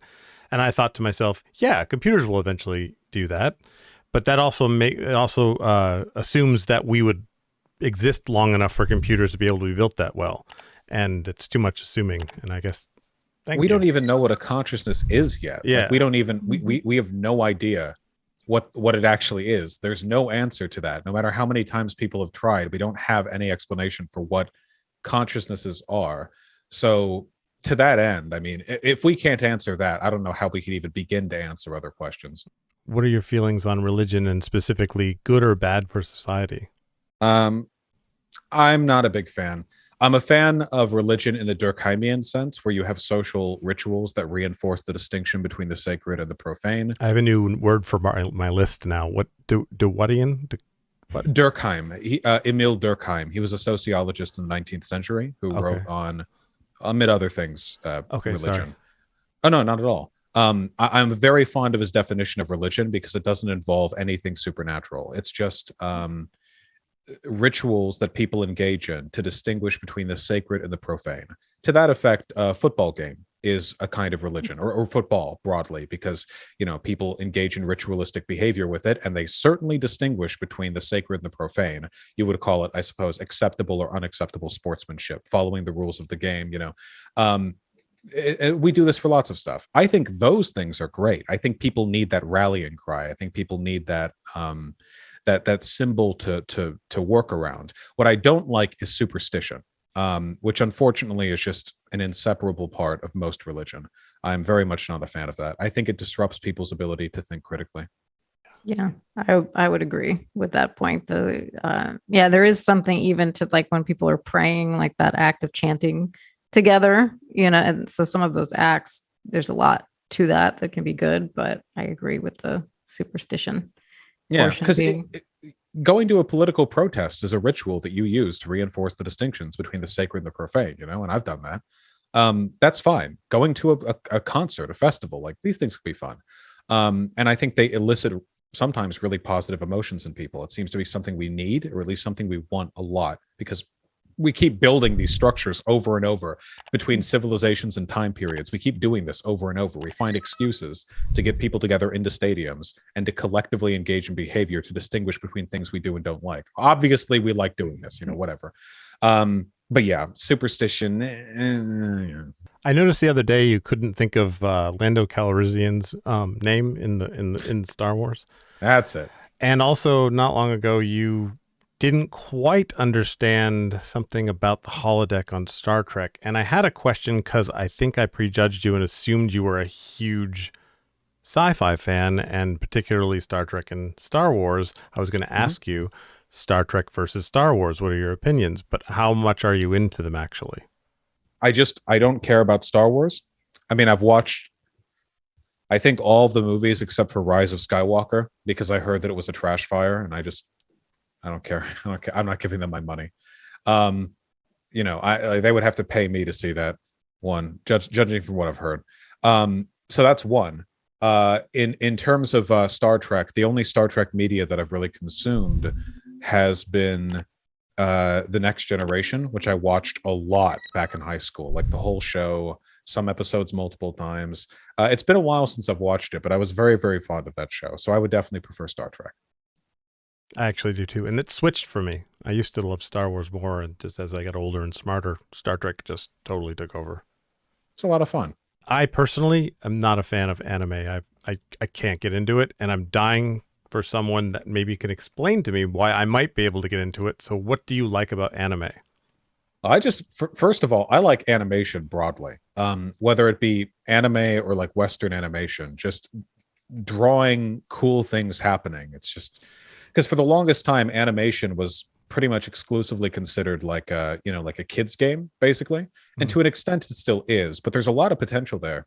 I think that anime jumped on that market earlier, the idea of taking animation seriously. And for that reason, there are more anime studios and anime directors and, well, animators in Japan, or at least that work with Japanese studios, willing to engage in that kind of stuff than there are over here in the West. But I think the gap is closing. So what's it, something that is not anime that you like? Just like Western animation. Okay. Like do you mean like a specific property within that field, like Looney Tunes, or like a actual what kind of, like, what cartoon? Or I'll use that word. Well, Looney Tunes is good. Yeah, it is. Anime the last Jesus, Avatar: The Last Airbender is a really good anime inspired. I would consider it anime. That was made by a Western studio that was put out by Nickelodeon. There are plenty of, I think, really, really good Western animations that are coming out these days. The two big fields that they're in are like all ages but young, accessible shows like Adventure Time or Gravity Falls or Star vs. the Forces of Evil or Aquaria or oh god, that's the one with Loop? The Owl House. The Owl House. You have that stuff, and then you have like adult comedy. The best of which in like recent past, I think, has been Smiling Friends. Where animation is used to sell like kind of edgy adult comedic beats. And I think there are like standout hits in both of those fields that I really, really enjoy. I just like what animation can do. There's just stuff you can do with animation that you absolutely cannot do with other types of mediums. Mm-hmm. And I just wish that we invested more time into it. Japan just puts more of it out. There are significant problems with anime, though. So it's by no means do I have like an undying and essential need for Japan to be the producer of this particular medium. It won't be very long until we can all just make any animation on our phone, like perfectly, and make our own shows like we all do on YouTube for other stuff. Good. The more accessible the medium gets, the better for everyone. Well, not for big studios, but fuck them. What's your opinion between film and shows? I feel like shows have been rising lately in terms of their relative prominence, like prestige television and stuff. Yeah. I don't watch movies that much. Honest, I don't watch like shows that much either. I probably shouldn't front as though I do. Okay, I will say this. I feel like movies have been affected negatively by prestige television, because television shows will give you more time to explore a character than you'll ever be able to get with a movie. Like my favorite character exploration is Walter White in Breaking Bad, of course. That's over the course of like 35 50-minute long episodes. I mean, you're never ever going to get that with a movie. And I think a lot of people who make movies look at that and they have their movie making tendencies negatively affected by the depth of some of this prestige television. I think, if anything, what movie makers need to learn from right now is Broadway, because for the longest time, Broadway, I think, has been one of the premier fields for abstracting large events or like a broad range of things into a short frame of time, like you can get like, here's your character development, like it's a song, you know what I mean? I feel like movies need to learn more from that. Like, don't try to give me like this 2-hour arc on a character, because you're never going to be able to outdo prestige television. Like, learn how to concisely engage with all these elements and all these mediums, and sell me on that, and work within the limitations of a 2-hour runtime. Don't like run up against them. Don't make me feel like you wish your movie could be 5 hours, because that's how it always is these days. All these movies, the directors are like, well, the actual like tape on the cutting room floor was 7 hours long, but the studio told us to cut it down to only 3.5 hours. Release the Snyder cuts. Like, no, fuck you. Make a real movie.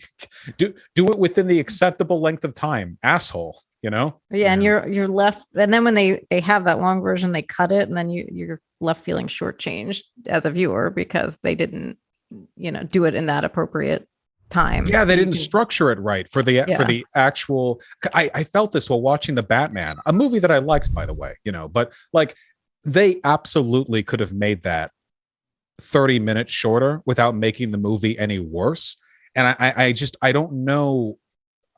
Like, I don't know if the editors are rebelling. I just don't know why it's going this way. Like, it's not TV. Like, treat it like a movie. What do you think makes a person conservative as opposed to liberal?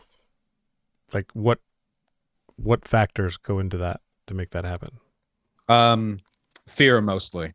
This has been shown in studies too. It's not just me being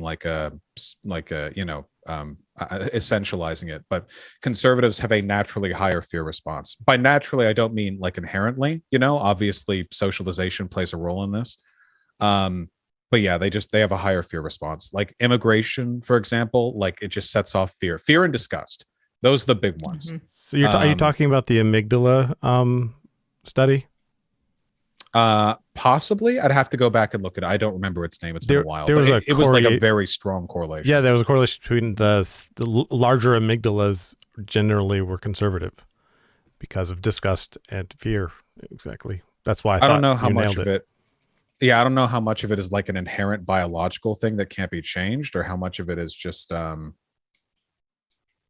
is like a product of socialization that amplifies pre-existing differences in people's biology. But yeah, unfortunately, it does seem to be a pretty significant, like, yeah, it seems to be a pretty significant difference, unfortunately. I don't like to think that about people.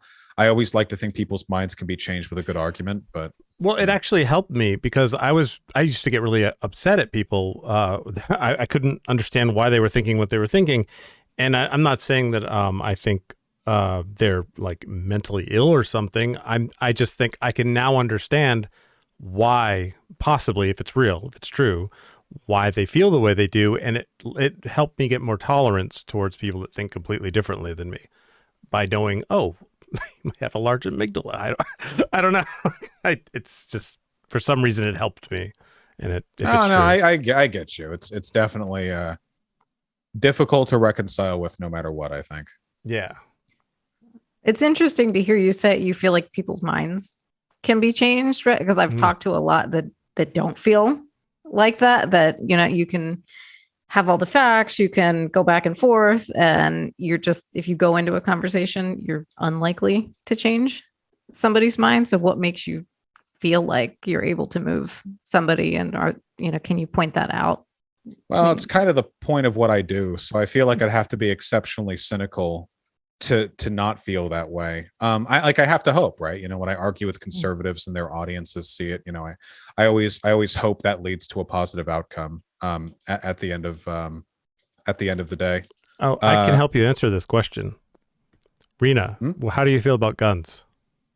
Oh, you mean this story that I told you? No. Yeah, I sent you a video of Vaush about, and I said I was really opposed to guns and I wanted a lot of gun laws, and he had a really good argument, I thought, on why that wouldn't work. And I assume, since you may not have watched it, you still believe there should be gun laws.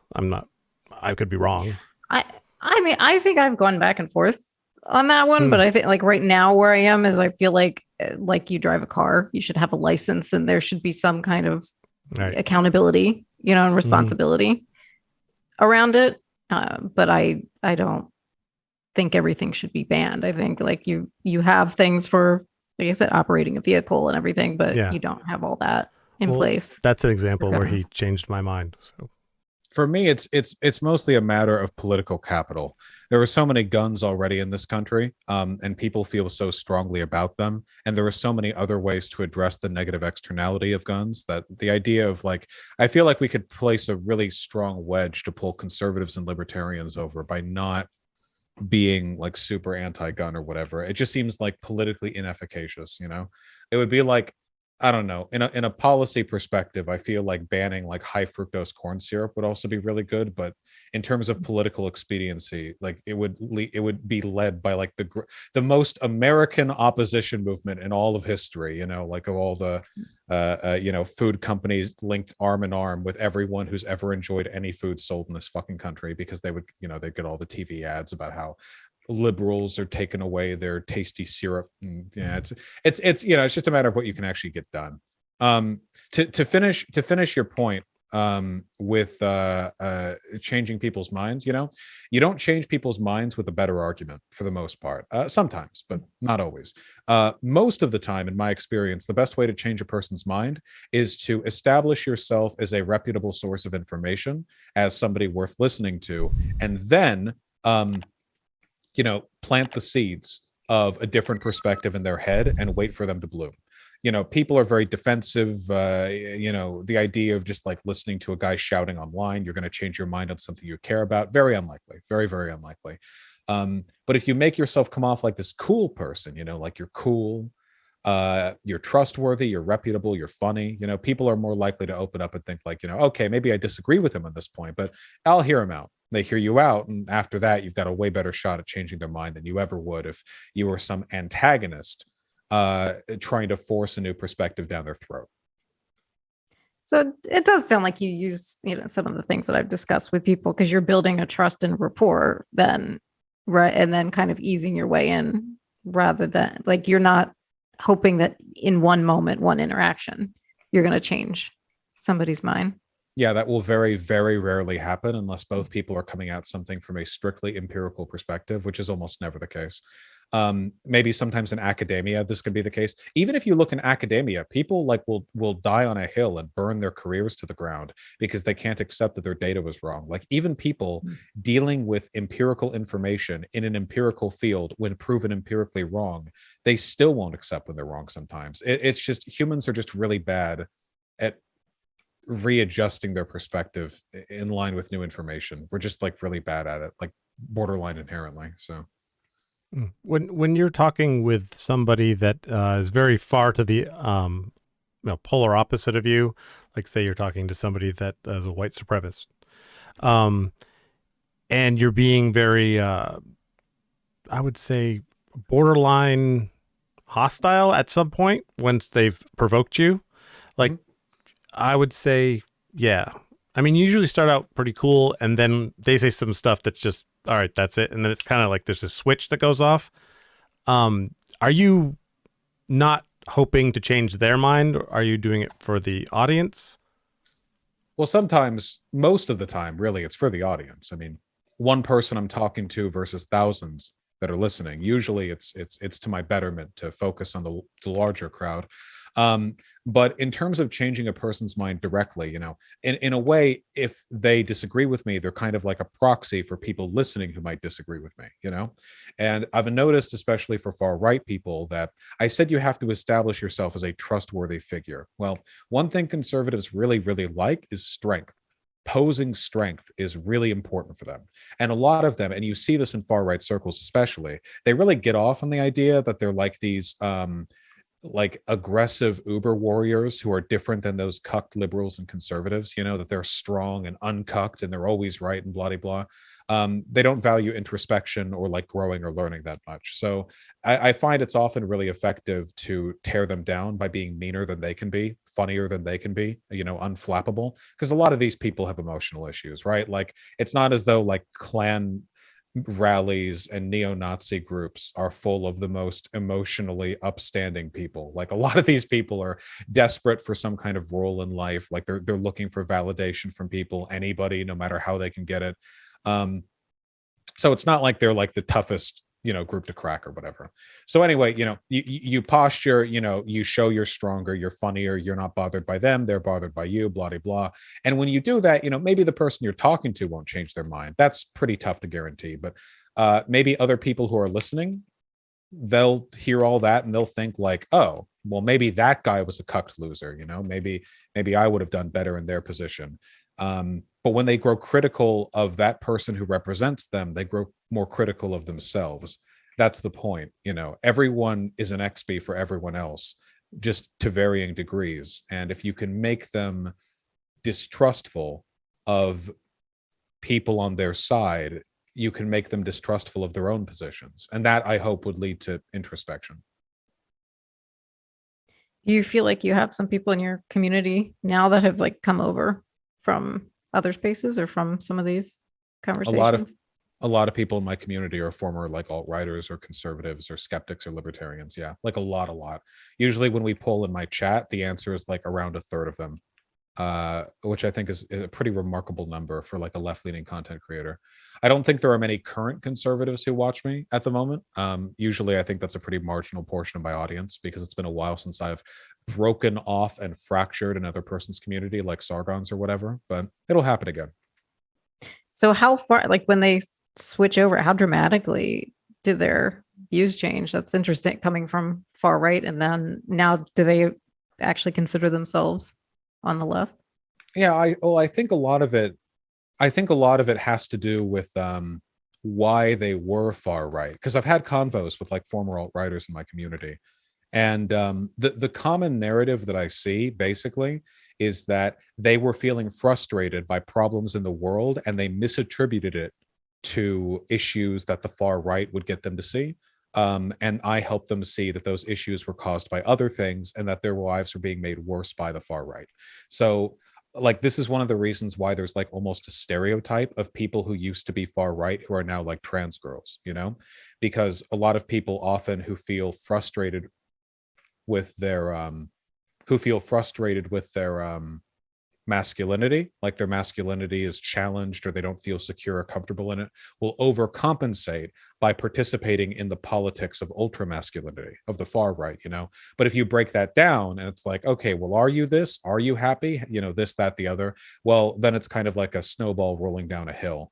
I really do feel like a lot of far right people at their like heart are good people, who are they've just been given the wrong information on the world, given the wrong problems, and they're responding to it, of course, in the way you would expect somebody to when given all the wrong info by the wrong people. I think they can be moved over. There are people whose politics are like pretty much entirely based on disgust and hatred, like explicit, fervent hatred. And as far as I'm concerned, that's a mental illness. I think those people should be in fucking loony bins. I don't know if those people can be moved over quite as much. Sometimes maybe, but for the most part, those people seem like lost causes. I think they're minorities, though, in the far right. Yeah, I tend to agree with you on that if there isn't like malicious behind it, people just have the wrong information, you can move them. But if it's solely based on hate, then that seems highly unlikely that you're going to move those folks. Yeah, it's difficult. It's possible. I mean, oftentimes I've noticed the biggest pattern for people who are super ultra hateful, at least in the modern world today, like with the alt-right or whatever, it seems to be like basically they feel like their society is being torn apart by X minority group, whether it be gays or trans people or like the Jews or whatever. They feel like everything is being ruined by them, and they feel contemptuous because not only is everything being torn apart, but the like mainstream media won't like let them talk about it or whatever, and that contempt boils over into hatred, and as a product of that, they become very performatively cruel, and that's really tough to break into, I think, because I think the emotional impulses that lead to that are very ugly, but it is possible. It's just yeah.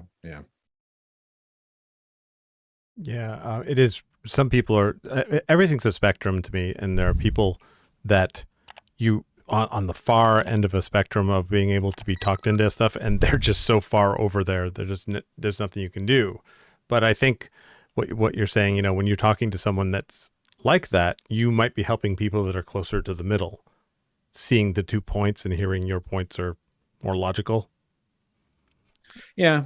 There's always that middle, right? You know, a lot of people who are part of far right communities are not themselves what we would consider far right. They're more like sympathetic to the far right. It's the same with the far left, right? Like I would consider myself far left. Not every person in my community is a communist, not even close, probably less than half, honestly. A lot of them are like, you know, reformist socialists who are sympathetic to my ideology, or liberals who think that a lot of my arguments are on board, even if they don't agree with all of my end state prescriptions. So you know, there's always so much room to work with, you know. Why do you think so many people on the left and you know, influencers have such an issue with you? There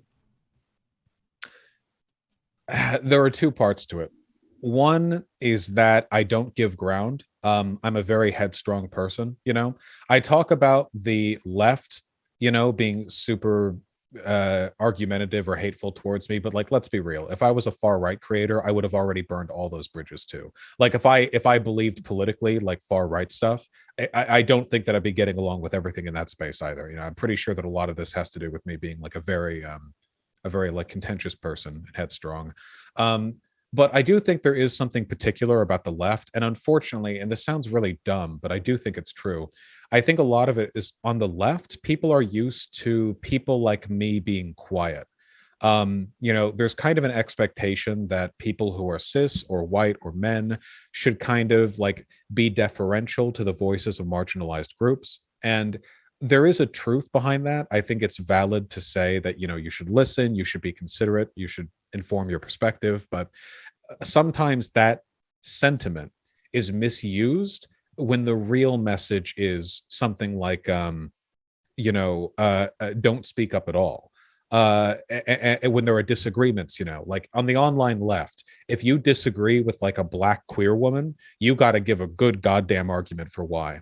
If you disagree with a white boy like me, all you have to do is say, like, you're speaking too loud, like you need to listen to marginalized voices when they disagree with you, and that's it. You know, you can pretty much leave it at that. And that, like, overwhelmingly, people are going to agree with that perspective. You know, they're going to side with you saying that. So I think that's a little bit frustrating. I think people with privilege should use their privilege, weaponize it to support marginalized groups, and I do my best to do that. So you said that you don't mind burning bridges, and you know, I'm noticing as the left online space is like fractured and fractured again. And where do you kind of see yourself fitting into that, or do you? Even? I probably don't. Look, I would like to think that I'm pretty principled about this stuff. You know, when I dislike a person, I mean, really dislike them, you know, I will still recommend their content if I think their content is politically beneficial.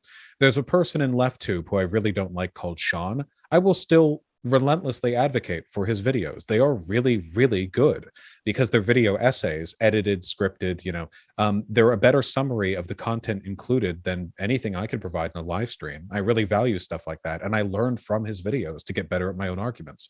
And I really hate the guy. That's something I can do. And I think like I'm basically the only person who can, because it seems like as soon as a person on the left dislikes me, their ability to recognize the validity of what I do just instantly goes out the window for like the majority of them, which is frustrating. So my position is this: I don't want my disruptiveness as a figure to deter people in my community from seeking out the best voices and the best arguments. You know, I feel like the issue isn't getting along. It's, does the fact that you're not getting along meaningfully impede your ability to engage in good advocacy? And for me, the answer to that, I think it's no. And for other people on the left, I think the answer to that is yes. If they could dislike me but still understand or recognize the value of what I do, that would be fine for me. And I guess that's what I'm going to try to push for. Yeah, that's true. That is where I feel like Jason and I were very simpatico on that point. And I even find like there are people that both of us will watch a variety of people, and I might agree with some takes but not others, you know, but I'll still consume, you know, a lot of different content and hear, you know, what people have to say. about things rather than like, oh, I really hated this take. Now I'm totally turned off by this one person, you know. So I like that you are still, you know, even if you might not like somebody from a personal standpoint, you're still recognizing that they've got solid content and you're wanting your community to be open to that. I do think we need more of that across the board. Don't get me wrong. I will recommend against certain people's content if I feel like they're harmful, you know, or wrong or stupid or whatever. But I try to make those arguments separately from how I feel about them as a person. You know, I'm not perfect, of course, but it's something that I make an effort to do. And yeah, I don't know. It just seems really difficult for a lot of people to manage, especially since my prominence in the online left has led so many people to engage in this really weird broad attack against like debate bros or live streamers, but they always walk all those arguments back the moment they have a proper conversation about that. Like I remember JD Signifier doing this video on this, but then he walked it all back with Shark 300 like pretty much immediately. And it's like, well, he didn't walk it all back. I shouldn't say that. Just like a lot of his criticisms of debate bros or of like live stream content instantly smoothed out the moment anyone challenged him. I did the same with Noah Samson. It's like, why make these arguments if you don't really believe it? Like if you personally dislike me, make a video calling me an asshole. Like that's fine. I'm okay with that. That's your right. Godspeed. Just, you know, I just leave the phony politics out of it. Yeah. You're familiar with Jimmy Dore. Mhm. Do you feel as though he switched on purpose to gain audience, or do you think that he's being genuine, or do you think that he's a person that's like just making up stuff to get an audience? I don't think he believes a single fucking thing. I don't think. Wow. And yeah, no, I don't believe Jimmy Dore has a real belief at all. I think he is 100% like completely like he'll just say what gets him the audience. I don't feel that way about a lot of people I disagree with, but that man switches talking points on a dime effortlessly, and it's always whatever gets him like the, you know, the best YouTube like monetization at the time. Like he never ever dies on a hill to defend a point against the wishes of his audience. It's always just constantly shifting between right and left talking points, whatever his audience wants to hear. Always. Interesting. Yeah, I was kind of a fan of him when he was on TYT, and then when he moved away, I was sort of like, okay, I guess I'll deal with this. And then he just stopped criticizing the right. Like just stopped. Yeah. It was so weird. I just didn't understand what was going on. It's well, there's a big market for that right now. I think a lot of people on the left really hate the idea of being roped in with liberals. Like they really hate that, like the being grouped in with them. So they'll basically like anything they can do or say that makes them distinct, even if it's like really stupid attacks against the Democrats or just meaningless virtue signaling, like I think they'll go for it. It's really dumb, but you know, whatever. It's just seems to be a disposition of the political climate. So you're sitting where you are right now, and all of a sudden through the door, someone that looks exactly like you comes over to you and says, I'm from the future. Oh, and they have ripped shirt and they're dirty. You have to come with me right now. What do you do? Jesus. They're ripped shirt and they're dirty. Fuck, I think I'd shoot them. With the many guns. They look just like you. They look just like me. Yeah. Right. Fuck, I couldn't shoot them then. Well, they couldn't shoot you because they're from the future, according to them. Right. Well, they couldn't shoot me, but I couldn't shoot them. You know. Shit.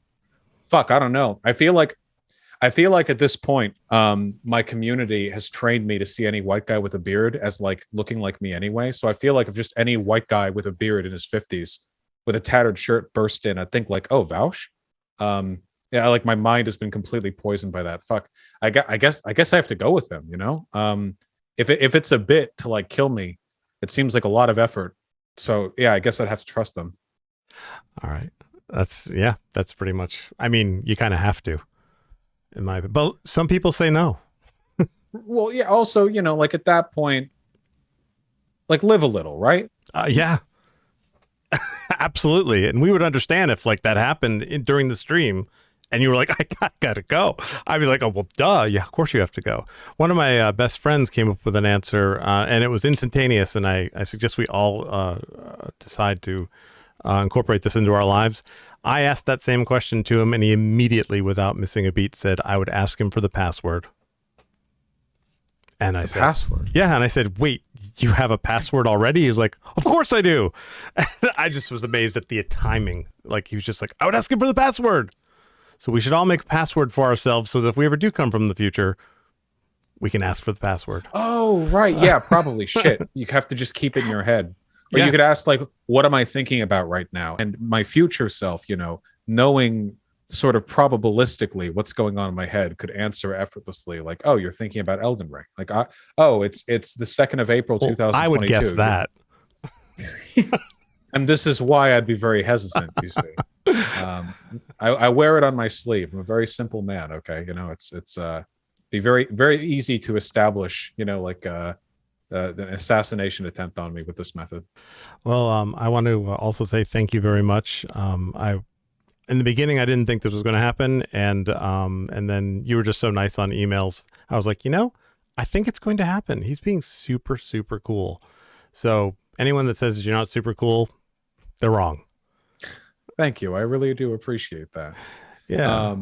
No, it has genuinely been a delight. Thank you for sitting through the technical issues, and I'm happy we were able to get them resolved. Excellent.